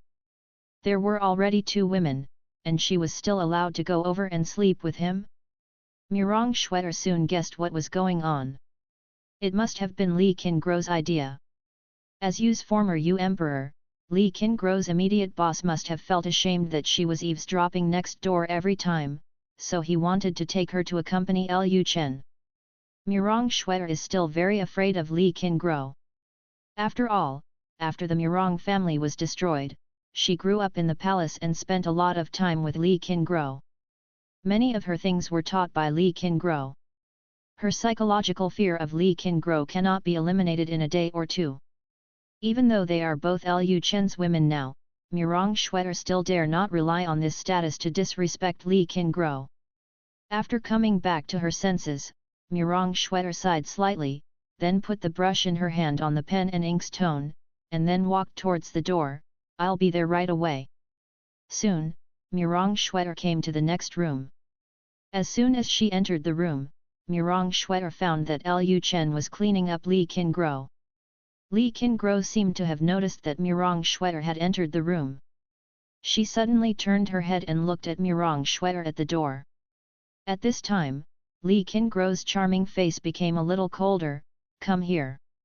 After hearing Li Qingguo's order, Murong Shuai's body moved subconsciously, and she quickly came to the edge of the soft couch. "Take off." Li Qingguo once again ordered Murong Shuai to take off all her clothes, and Murong Shuai had no choice but to do so. After a while, Li Qingguo suddenly discovered that the curse mark she had left on Murong Shuai's body actually still existed. Etc. That curse seal doesn't seem to be a real curse seal? When Murong Shuai was working in Yancheng, she returned to Dayu, and Li Qingguo also checked the curse mark on Murong Shuai's body. When she examined Murong Shuai, she did not examine it carefully. Moreover, she was not a celestial being at that time, so she did not realize that the curse seal was just a drawing. But now that she was a celestial being, she just glanced at it and realized that the curse seal had no effect, it was just a pattern. At this moment, Li Qingguo pushed Lu Chen's chest, and then said, "Let her serve you first." Lu Chen smiled faintly. This woman was really strong. Murong Shuai was so frightened that her delicate body was trembling slightly. Lu Chen then stood up slowly, smiled at Murong Shwetter who was beside the soft couch and said, "Shwetter, don't be afraid, come here, she won't dare to do anything to you as long as I am here." After hearing Lu Chen's words, Murong Shwetter became bolder. She then came to Lu Chen's side and lay down slowly. Lu Chen immediately turned over and kissed Murong Shwetter's red lips. After a while, Li Qingguo understood why Lu Chen said that the curse pattern on Murong Shwetter's body actually fulfilled his wish. It cannot be said that the curse pattern was completely useless. It did have some effect. Even though the original effect of the curse pattern is gone, it can still play some practical roles. Early the next morning, when Lu Chen woke up, Li Qingqing and Wu Yunwan were sleeping on both sides of him, while Murong Shwetter was lying on his chest. The corners of Lu Chen's mouth rose slightly. He was really becoming more and more depraved. It's no wonder that emperors like power. This feeling is really good. At this moment, Bai Qingqing's voice sounded at the door, "Your Majesty, Commander Liang is asking to see you for that matter." When Bai Qingqing's voice sounded, the girl also opened her eyes. Murong Shwetter quickly put her jade hands on the soft couch and tried to get up. But as soon as she moved, she felt something strange, and she suddenly fell into Lu Chen's arms weakly again. Lu Chen raised his hand, touched Murong Shwetter's jade back, and said with a smile, "What are you doing in such a hurry? I didn't even move." Having said this, Lu Chen said to Bai Qingqing at the door, "Ask him to wait for me in the Imperial Study Room, and I will come right after taking a shower." End of chapter. Subscribe to Chinese Novel Audio Wave. Chapter 546 Fishing Law Enforcement. With Wu Yunwan and the three girls waiting on him, Lu Chen finished taking a shower. He didn't even eat his breakfast before he went directly to the Imperial Study. Liang Zong was already waiting respectfully for Lu Chen's arrival at the door of the royal study. When he saw Lu Chen coming, he quickly saluted, "Greetings to your Majesty, long live your Majesty." "Long live your Majesty." Lu Chen said lightly, "No gift," and then walked directly into the royal study. Liang Zong also quickly followed in. After Lu Chen entered the imperial study, he sat in front of the desk, looked at Liang Zong and asked, "How are things going?" Liang Zong took out a list and handed it to Lu Chen, "There are still a few left." Lu Chen glanced at the list handed over by Liang Zong, pondered for a moment, and then asked, "Why didn't they agree?" Liang Zong replied, "Maybe he has some scruples in his heart. Some people feel like now is not the best time." Hearing this, Lu Chen said, "Oh? Who thinks now is not a good time?" Liang Zong replied, "Wu He." Lu Chen said, "It seems that this Wu He still has some brains." At this point, Lu Chen fell into deep thought. Considering Wu Yunwan's feelings, Lu Chen did not plan to deal with all the Wu family members. Even if Wu Yunwan has no relationship with the Wu family, they are related by blood after all, and it is also a spiritual sustenance for Wu Yunwan. If she does too harshly, it will definitely be a blow to Wu Yunwan. Lu Chen said at this time, "Continue to induce Wu He and see if you can persuade him to join those sect forces. If he is really unwilling, just forget it. But we can't let him go completely. Send more people to monitor his every move. Maybe he has already made contact with some sect forces." Liang Zong bowed his hands and said, "Yes, Your Majesty." Lu Chen glanced at the list Liang Zong gave him again, and then continued to ask, "There is no movement from the Daiyu royal family?" Liang Zong replied, "Except for a few uncles of concubine Li, there is basically no movement. They seem to be very satisfied with their current lives." This. Lu Chen thought about it. It was also true that after Li Qingguo became Yu Emperor, she suppressed her immediate family members. None of her brothers and sisters had a good life. Now that Daiyu was destroyed and Li Qingguo became Emperor Xia's concubine, Li Qingguo's brothers and sisters were extremely happy. And their current life is indeed much better than theirs in Daiyu. They were imprisoned in the past, and they are imprisoned now, but now they can at least move around in Yancheng. Lu Chen thought for a while, if these guys had no ambitions and kept waiting to die, then there was really no need to get rid of them. It would be better to deal with those royal members of Dao. Thinking of this, Lu Chen continued, as long as the royal family members of Daiyu don't make any move, don't pay attention to them. Liang Zong raised his hands and saluted again, "Yes, Your Majesty." Lu Chen then said, "Okay, if you have nothing to do, just go down. Subordinates resign." After the words fell, Liang Zong turned around and left. After Liang Zong left, Lu Chen fell into deep thought again. His plan was very simple. He would first disband the Taishu Temple and the Luoyang Sword Sect, and then use the remnants of the major dynasties as an excuse to make it look like he was going to disband the sects of the world. In this way, those sects would naturally couldn't sit still. For the sake of their own existence, those sects will definitely choose Daxia to oppose them. Once these sects take action, the remnants of the royal family of Dao and Daiyu will also have their thoughts. In this way, Lu Chen was able to solve two problems at the same time, which could be said to be killing two birds with one stone. Jin Yiwei has been trying to induce the royal family members of the Dao dynasty to join forces with those sect forces in the past few days. Once the royal family members of the Dao dynasty rebel, Lu Chen can justifiably get rid of them. Lu Chen had given them a chance from the beginning. He had already shown his tolerant side as a king. Those members of the Dao royal family were now Lu Chen's subjects. If they still rebelled, then Lu Chen could show his majestic side as a king. At that time, even if Lu Chen killed those members of the Dao royal family, few people would think that Lu Chen did something wrong. Of course, doing this feels a bit like fishing for law enforcement.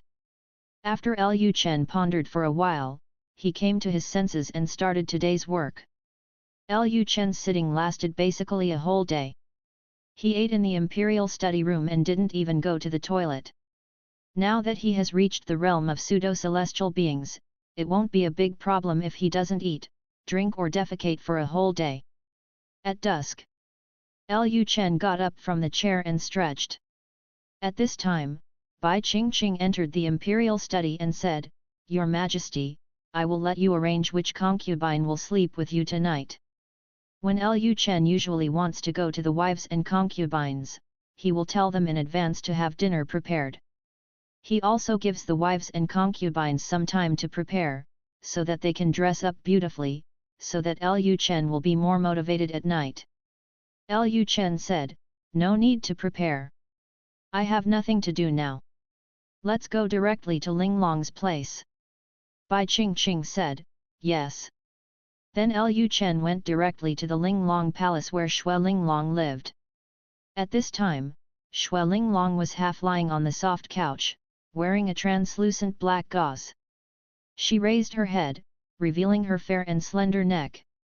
He put it in his mouth, and his whole body looked extremely charming and enchanting. At this moment, a maid's voice came from outside, "Your Majesty is here." Hearing this, Xue Linglong was stunned for a moment, quickly stuffed the grapes in her hand into her mouth, chewed them quickly and swallowed them, then stood up and prepared to greet Lu Chen. Xue Linglong is becoming more and more afraid of Lu Chen.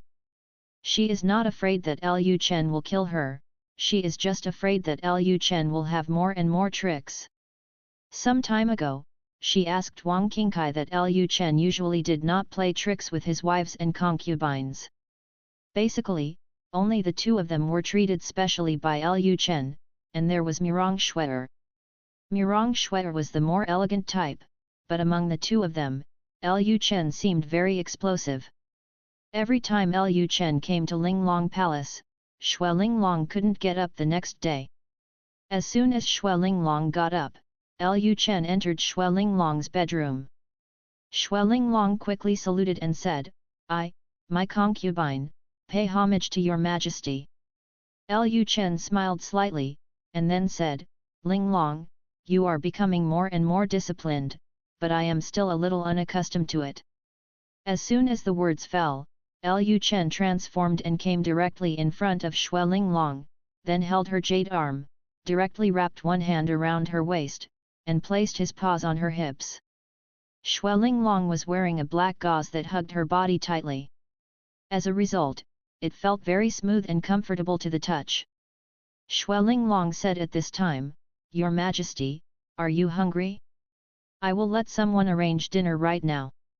Having said this, Shui Linglong said to the maid at the door, "Xiao Qin, go and tell the imperial kitchen that His Majesty is in Linglong Palace and ask them to prepare dinner."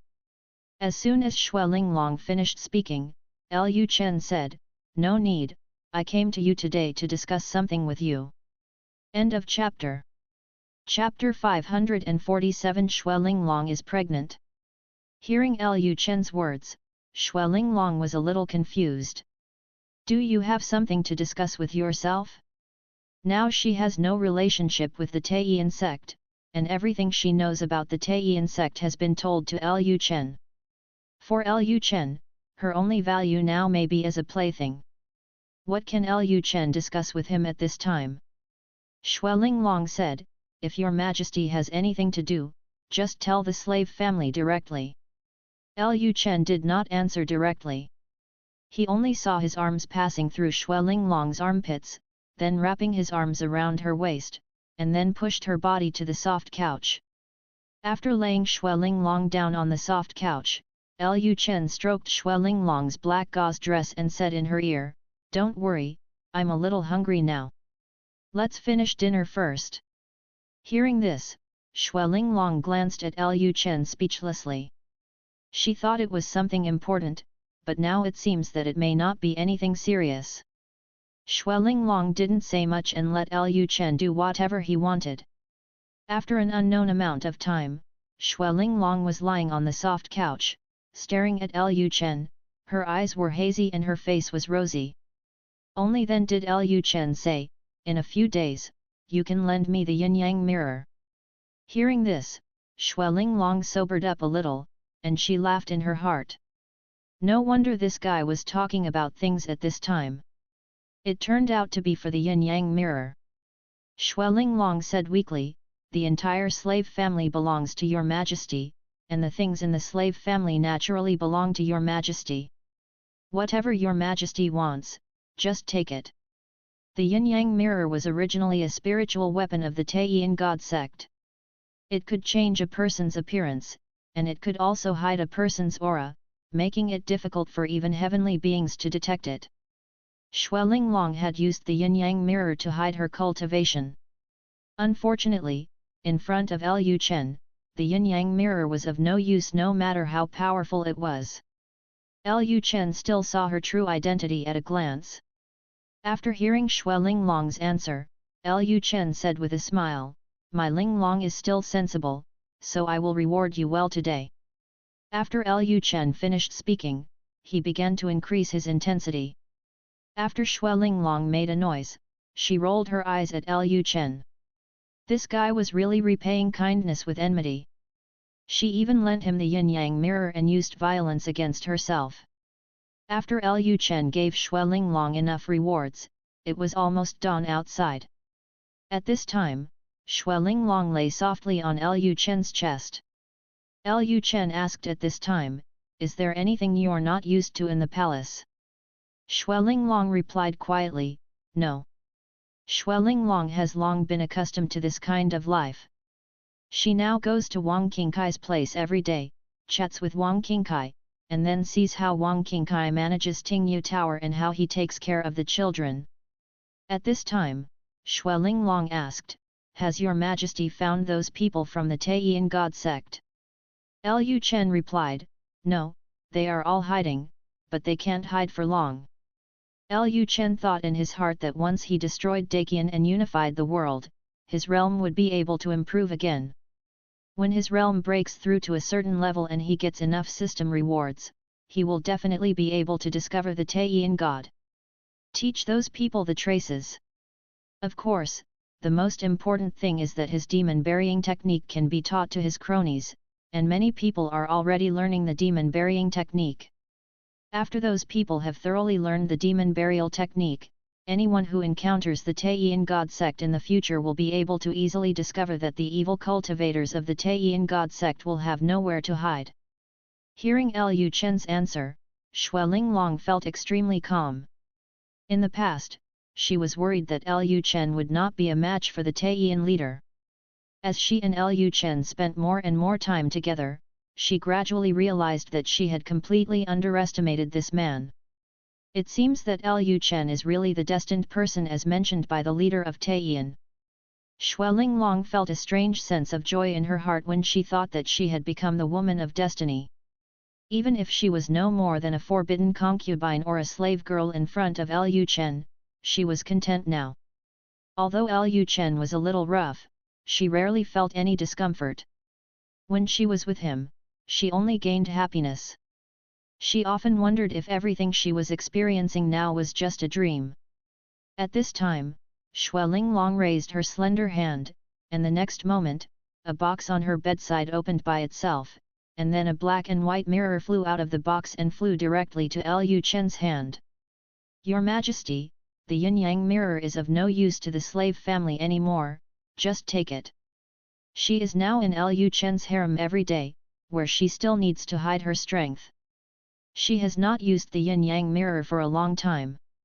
Lu Chen picked up the yin-yang mirror, raised it, looked at it, and then said, "This mirror can change anyone's appearance, right?" Xuelinglong replied, "Yes, and it is difficult for heaven and humans to see it." Lu Chen said, "What a good thing. You gave me such a precious thing, and I can't take it for free. Why don't I give you a gift too?" Xuelinglong did not reject Lu Chen, but asked curiously, "I wonder what gift your Majesty is talking about?" Lu Chen smiled slightly and turned to look at his system interface. "Congratulations to the host for getting Xuelinglong pregnant, and a reward for making explosive runes. Pregnancy rewards are encouraging rewards. If the child is born safely, you can get richer rewards." After seeing the system prompt, the smile on Lu Chen's face became even stronger. Xuelinglong was lying on Lu Chen's body without seeing Lu Chen's smile. She couldn't get up at all and just wanted to lie on him. However, when she saw that Lu Chen didn't answer for a while, she became increasingly curious about what kind of gift Lu Chen was talking about. After a while, Lu Chen whispered in Xuelinglong's ear, "Guess what gift I have prepared for you? This gift is very precious to you, and you will definitely like it very much in the future." Hearing Lu Chen's words, Xuelinglong became more interested in the gift, but after thinking about it, she still didn't think of what kind of gift could make her feel precious. Since becoming Lu Chen's slave girl, she has lost interest in almost everything. The only person who can make her happy seems to be Lu Chen. After enjoying the ultimate happiness, all the gifts seemed not enough to make her feel precious. Just when Xuelinglong was thinking this, Lu Chen directly revealed the answer, "This gift is a child." As soon as these words came out, Xuelinglong was stunned. Child? After all, Xuelinglong has lived in Lu Chen's harem for so long. She is still very clear about the harem. As soon as Lu Chen said this, she knew what it meant. Lu Chen even said that he had prepared a gift for her, which meant that she must have been tricked. This guy actually hateful. She doesn't want to have children for this guy yet. Wait, Xuelinglong seemed to have thought of something in her mind. If she had a child, Lu Chen would definitely not come to her place so often. Wouldn't she be relieved? Thinking of this, Xuelinglong immediately said to Lu Chen, "Thank you, Your Majesty." Lu Chen asked with a smile, "How about it? Is this gift precious enough for you?" Xuelinglong replied, "It's precious. I will definitely cherish Your Majesty's gift." Lu Chen then patted Xuelinglong's jade back and continued, "Okay, I have something else to do today, so you have a good rest." After the words fell, Lu Chen hugged Xuelinglong and turned over, placed Xuelinglong's soft body on the soft couch, and ran to the bathtub to take a bath. End of chapter. Chapter 548 Trial Rune Weapon. After Lu Chen became the emperor, his daily life was basically the same. Except for the day of the court meeting, he basically dealt with official documents in the imperial study during the day. He occasionally asked Bai Qingqing to relax for him. At night, he found his wives and concubines to cultivate feelings. Repeat what you did the day before. After Lu Chen came out of Linglong Palace, he went to the imperial study room to handle government affairs. After entering the royal study room, Lu Chen opened the system interface and checked the rewards given by the system last night. Explosive runes, low level used to make rune weapons. When combined with firearms, the power is doubled. Seeing the introduction of the explosive runes, Lu Chen suddenly thought of something and immediately took out the god-killing gun from the system space. There are many runes on the body of the god-killing spear. The power of the god-killing spear is inseparable from these runes. Once the runes are added to the firearm, the power of the firearm will be increased many times. Maybe it can be used to deal with great masters and heavenly beings, right? This. Lu Chen frowned. Lu Chen was not happy because of this reward. He suddenly thought that system rewards often reward things that may be used recently. The system rewards such a valuable thing, which means that there will be large-scale invaders in this world, so this world needs to develop runic weapons. It seems that Yun Xiangxian's prediction is right, and the restrictions in the foggy world will disappear soon. They have to prepare in advance. At this time, Lu Chen said to Bai Qingqing at the door, "Xiao Bai, let someone call Mo Xing. I have something to ask him." "Yes, Your Majesty." Lu Chen planned to quickly let people learn to carve explosive runes and then make new weapons. Only in this way can they deal with the invasion of enemies in the misty world. At this time, Lu Chen said to the female guard at the door, "Ask the Jin Yiwei to prepare some ordinary muskets." "Yes, Your Majesty." Not long after, Mo Xing appeared in the imperial study room. "I am here to see Your Majesty." "Long live Your Majesty!" "Long live Your Majesty!" After seeing Mo Xing arrive, Lu Chen stood up from his chair and said to Mo Xing, "I am going to research new weapons, so I have a task for you next." Hearing this, Mo Xing was stunned for a moment. After reacting, Mo Xing saluted again and said, "I will definitely live up to His Majesty's expectations." Lu Chen walked towards the door and said as he walked, "Follow me to the martial arts training ground." There are several martial arts training grounds in the palace. Lu Chen came to a relatively remote martial arts training ground. At this time, the Jin Yiwei brought over the prepared muskets. The Jinyi guards knew that Lu Chen was going to test the gun, so they even had the targets ready, both dead and alive. When Mo Xing saw a large box of muskets in the martial arts training ground, he was a little confused. "Isn't this just an ordinary musket? What does it have to do with new weapons?" Lu Chen immediately picked up a musket, and then carved the explosive runes according to the knowledge transmitted to him by the system. However, Lu Chen soon discovered a problem. Although he drew the burst runes according to the knowledge transmitted to him by the system. But if the explosive runes are carved on the gun body, the user will use more spiritual power to activate the explosive runes. At this time, Lu Chen realized that the explosive runes were different from the runes on the god-killing spear. The god-killing spear itself used spiritual power as a means of killing, so the gun body needed to gather spiritual power. The method of killing with ordinary muskets is bullets, so the explosive runes should be engraved on the bullets. Thinking of this, Lu Chen raised his hand and took out a few bullets from the air, and then he began to carve explosive runes on the bullets. After the explosive runes were carved on the bullets, Lu Chen loaded the bullets into the musket and aimed them at the target on the martial arts training ground. However, Lu Chen did not immediately pull the trigger of the musket. At this time, he said to the Jin Yiwei soldiers on the training ground, "Add more protective gear to those targets." "Yes, Your Majesty." The Jin Yiwei soldiers quickly took action and brought a lot of armor to surround the target. a total of more than 10 levels. Seeing this scene, Mo Xing was stunned. He felt very curious. Just now the emperor just touched the musket and bullets and drew a few strange symbols. How could this increase the power of the musket? As a person who has accepted modern physical and chemical knowledge, Mo Xing is somewhat unable to understand the principles involved.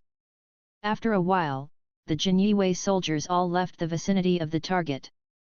At this time, the target had been wrapped into a ball by protective gear. It can be said that even if Daxia's artillery is used now, it may not be able to damage the target inside. Lu Chen then raised the talisman musket in his hand, aimed it at the target and fired. As Lu Chen pulled the trigger, a bullet quickly flew out of the musket. Just after the bullet flew out, the runes on the bullet emitted blue light, and then the surrounding spiritual energy poured into the bullet. When the bullet came into contact with the protective gear, it burst into flames. In just an instant, the bullet directly penetrated all the protective gear and passed through the back of the target. You know, there is protective gear behind the target. Even if the bullet passes through the protective gear in front, it actually penetrates the protective gear in the back. The penetrating power of this bullet is simply terrifying. After being converted into a rune-patterned musket, the power of the musket was even more terrifying than Barrett's. If you use Barrett, you may be able to damage the target, but there is absolutely no way to penetrate it directly. At this time, the bullet was still flying towards the other side, and the speed of the bullet did not seem to be greatly affected by the target. Lu Chen was afraid that the bullet would penetrate the wall of the martial arts training ground and injure other people in the palace, so he took action and intercepted the bullet. But it took a lot of effort for him to stop the bullet. Lu Chen said to himself, "This is really powerful." As soon as Lu Chen finished speaking, the system prompts sounded in Lu Chen's mind. Before using the rune weapon, spiritual energy needs to be injected. The host's test firing did not bring out the power of the rune gun. Hearing the system prompts, Lu Chen reacted instantly.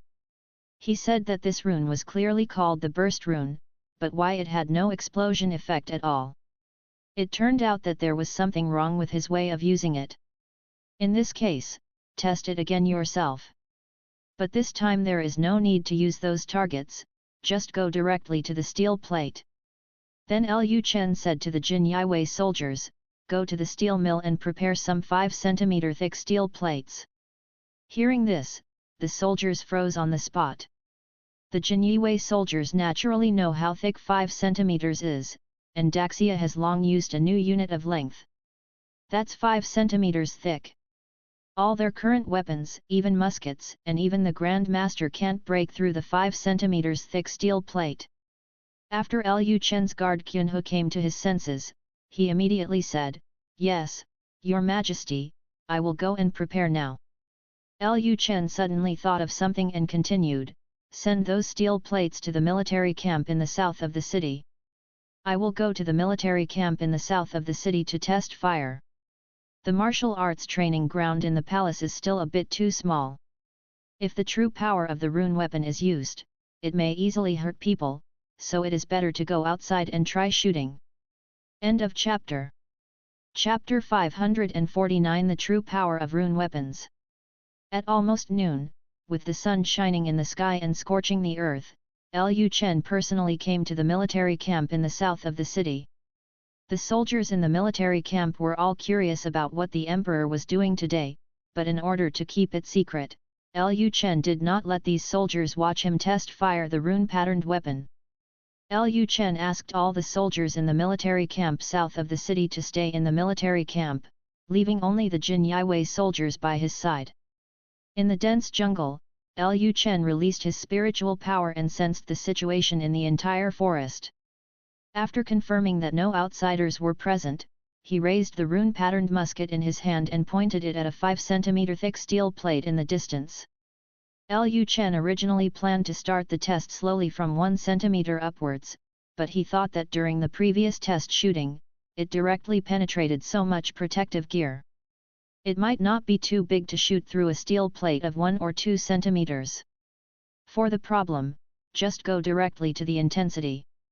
At this time, the Jin Yiwei soldiers and Mo Xing were staring closely at the rune-patterned musket in Lu Chen's hand.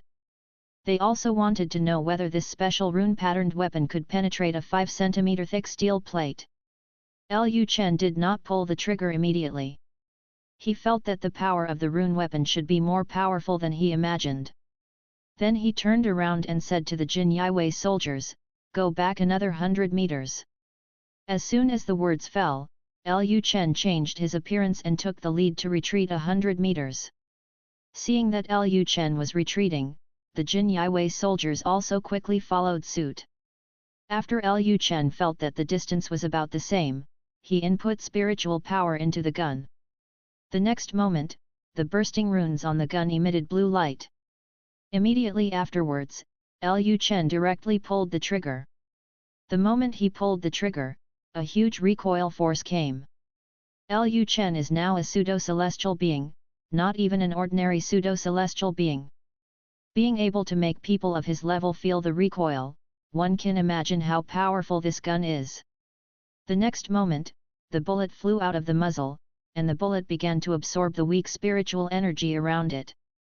In an instant, the bullet collided with the 5 cm thick steel plate in the distance. The moment the bullet collided with the steel plate, the characteristics of the explosive rune came into play. The bullet suddenly exploded, and a ball of blue light exploded.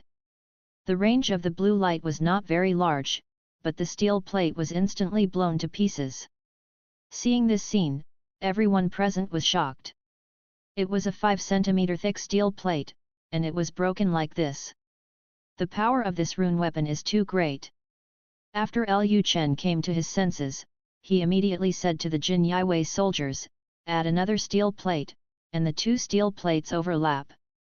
After hearing Lu Chen's order, the Jin Yiwei soldiers recovered from their shock. They quickly took action and placed two more 5 cm thick steel plates in the distance. After the soldier returned, Lu Chen was about to pull the trigger, but only then did he realize that cracks had appeared on the gun body. Lu Chen immediately understood what was going on. After inputting spiritual power, the pressure on the gun body was too great, and the material used to make the gun was not strong enough. To manufacture rune weapons on a large scale, stronger materials are necessary, but the steel they currently use is already the strongest.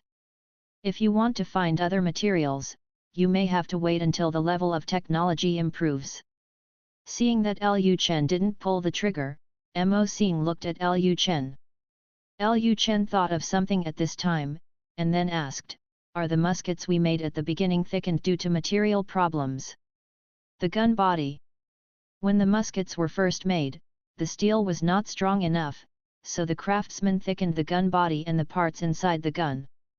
The weight of the gun almost exceeded the weight of a small mortar.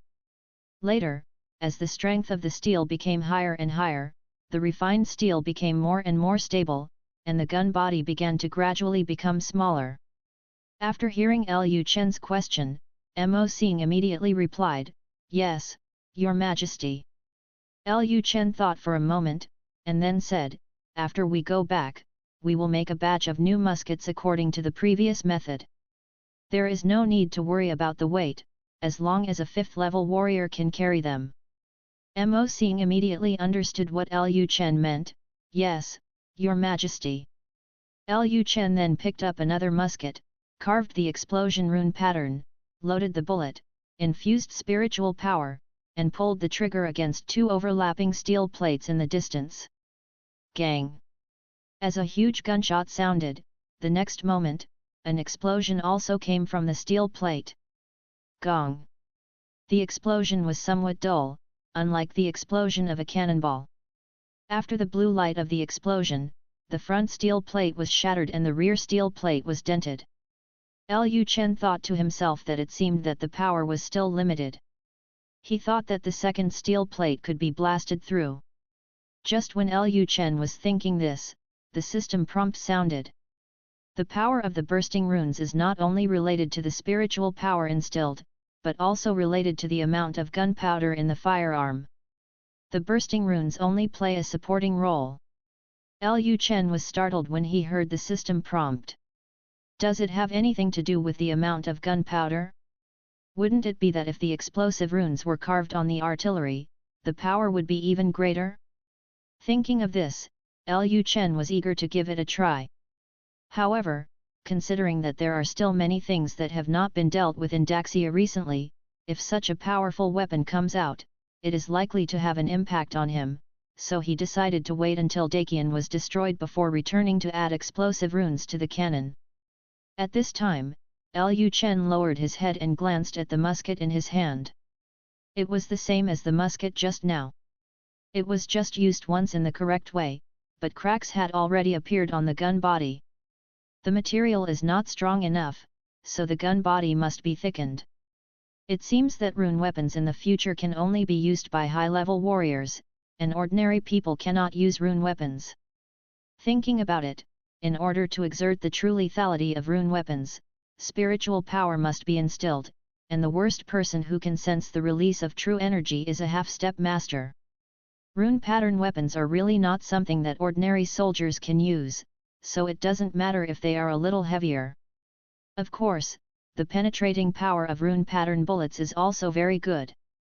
Although ordinary soldiers cannot fully exert the power of rune pattern weapons, rune pattern bullets and the power of rune patterned shells is also quite large.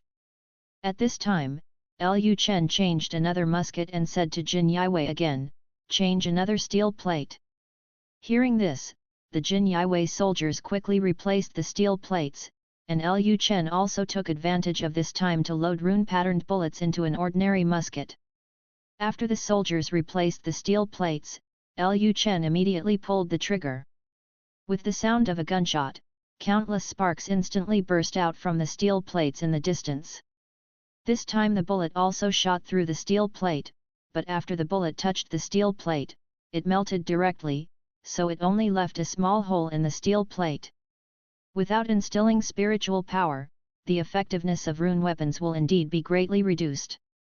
You must know that he only instilled a little spiritual power just now, and the steel plate was directly blown to pieces. Lu Chen then tested the impact of the amount of spiritual power infused on the power of the rune weapon. After his testing, he found that with sufficient spiritual power, the rune gun can completely shatter a 10 cm thick steel plate. This is comparable to modern of armor-piercing bullets. However, there is also a problem, that is, if the spiritual power infusion is increased, the gun is likely to explode. For safety reasons, Lu Chen has no way to continue to increase the spiritual power input. This also made Lu Chen realize how powerful the materials used to make the god-killing spear were. Not only could the god-killing spear fully withstand his spiritual power input, it could also absorb spiritual power crazily. Lu Chen immediately decided to send people to Fenjian Island to find the materials used to make the cloud-piercing bow and cloud-piercing arrow. There must be no problem in using these materials from other worlds to make rune weapons. End of chapter. Chapter 550. It looks like someone is going to be unlucky next. After Lu Chen left the military camp and the palace, he immediately arranged for the Jinyi Guard soldiers to go to Fenjian Island and find a way to bring back the special materials used to make cloud-piercing bows and cloud-piercing arrows in Daxia. He is now looking forward to the rune weapons made from those materials. If those materials could withstand the infusion of spiritual power, it would be equivalent to them being able to make low-level spiritual weapons. With a large number of runic weapons, Lu Chen will be more confident in fighting against the invasion of the foggy world in the future. Wu Mansion. Wu He was riding in the pavilion in the yard, when a black shadow appeared in the pavilion. His Royal Highness the eldest prince is really leisurely and elegant. Hearing this voice, Wu He did not put down the pen in his hand. He said while writing, "You haven't given up yet. It's impossible for me to join forces with you. And I'm very curious." The Black Shadow asked, "What are you curious about?" Wu He asked, "The royal family members in Dawu are not very powerful, and they are not of much help to you. Why did you find us?" Hearing Wu He's words, He Ying smiled, and then said, "His Royal Highness, you are still the Prince of Dawu, but you don't even understand this. We are just a sect force, and we have no intention of creating a country. If Emperor Xia hadn't pushed too hard and wanted to dissolve all the sects in the world, we might not have had a conflict with Emperor Xia. For us, it is enough to maintain our own existence, but others still have to be the emperor. After we destroy Emperor Xia, we need to support a new emperor to ascend the throne, and you are the most suitable one.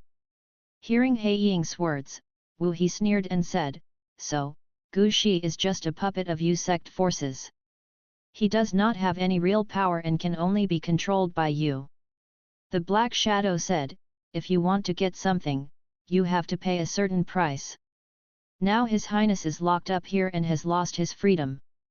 He can only write and write every day, but can't do anything else.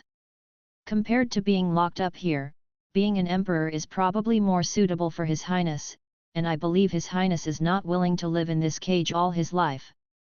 Furthermore, our sect forces usually do not interfere with secular affairs. As long as His Highness becomes the emperor and is not as lawless and arrogant as Emperor Xia, who takes action against the sect forces without authorization, we will not interfere with what His Highness does. Majority decides." Wu He fell into silence, his brows frowning slightly. To be honest, he was moved.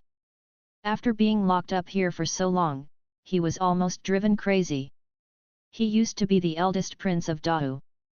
Although he did not have as much power as Wu Yunwan when he was in Dahou, his life was still very peaceful. Moisturize. As long as he doesn't conflict with other princes, he can do whatever he wants in Dabyo Kyoto. Once a person enjoys power, he will become very uncomfortable after losing power. Wu He also wanted to agree to the man behind him, but he was still wary. First of all, those sect forces may not necessarily choose him as emperor. There are many people in the Dahou royal family. They can choose him as emperor, and they can also choose Wu Ming or other princes as emperor. The most important thing is that those sect forces may not be Lu Chen's opponents. Although he has been locked up in Wufu, he still knows something about what is happening outside. Every day, people from Wufu can go out to sell newspapers, and he can through newspapers. I learned what the situation was like outside. Wu He's character was inherently suspicious, and he always felt that the situation outside was a bit strange. He had a gut feeling that it wasn't that simple. He didn't believe that Lu Chen didn't know how terrifying those sect forces were. Although Lu Chen had lost 2 dynasties, he might feel a little swollen in his heart, but he still didn't think he would completely ignore those sect forces. What puzzled him even more was that Lu Chen actually dared to conduct an expedition at this time. Expedition at this time proved that Lu Chen was not afraid of those sect forces taking action against Yancheng. Wu He didn't think Lu Chen was an arrogant emperor, so he thought there must be fraud.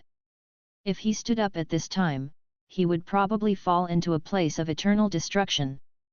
He would rather wait a little longer than take risks at this time. He wanted to see if those sects could capture Yancheng.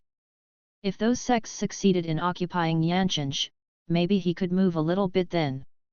If those sects failed, it would prove that Lu Chen was ready. Backhand. At this time, the dark figure behind Wu He continued to ask, "I wonder what your highness is thinking about." Wu He stopped the pen in his hand and turned to look at the man behind him. "Go back and tell your sect master that Gu will not get involved in this matter." Seeing that Wu He refused again, He Ying said, "I understand. If His Highness regrets it, tie a red cloth strip on the tree in your yard. Our people will come to you again." As soon as the words fell, the black figure disappeared instantly. After the man left, Wu He turned around, looked in the direction of the palace, and said to himself, if Emperor Xia was really arrogant, how could he destroy the 2 dynasties of Dawu and Daiyu? Even if he is arrogant and looks down on those sect forces, he is surrounded by Zhuge Chongguang and other old foxes. It is impossible for them not to know what will happen after Emperor Xia leaves Yancheng. It looks like something is going to happen to someone next. Half a month later, the entire Yancheng has entered a strange kind of peace. Although there are usually fewer people committing crimes in Yancheng, the public security in Yancheng has become better recently. The police officers of Yancheng all had nothing to do but went to help the old lady find the cat. Of course, this was just an appearance. In the past half-month, the entire Jinyue department has been in constant rotation, and almost all Jinyue soldiers have not taken a vacation. Countless pieces of information were sent to Lu Chen's study room. Lu Chen's study room was already filled with several large boxes of information, and Lu Chen couldn't even take it anymore. Almost all the powerful sects are ready to make a move, and their people are already approaching Yancheng. Those sect forces have made up their minds to get rid of Lu Chen, the arrogant emperor. At the same time, Wu Mansion, the courtyard where Wu Ming is located. Wu Ming was holding a bowl and feeding fish next to the lotus pond. At this time, a gust of wind blew, and then a voice came from behind him. "Your Highness, our sect leader is here." Hearing this sound, Wu Ming threw the entire bowl into the lotus pond, and then looked back at the people who had just appeared behind him. There were 6 or 7 people coming, the leader of whom was an old man with a long sword floating behind his back and wearing a grey robe. He was obviously a heavenly being. At this time, the old man took the initiative to introduce, "My name is Yuan Tian, and he is the leader of Tianmu sect." After hearing the old man's introduction, Wu Ming thought for a moment and tried to recall whether he had ever heard of the Tianmuzong force before. After thinking about it for a while, Wu Ming really couldn't remember the existence of this sect, so he said, "I have long admired it, and I have long heard that the Tianmuzong is powerful and has heavenly beings to guard it. Now it seems that it is just like the rumors. With the addition of sect leader Yuan, I believe that we can overthrow the rule of Great Xia." End of chapter. Subscribe to Chinese Novel Audio Wave. Thank you.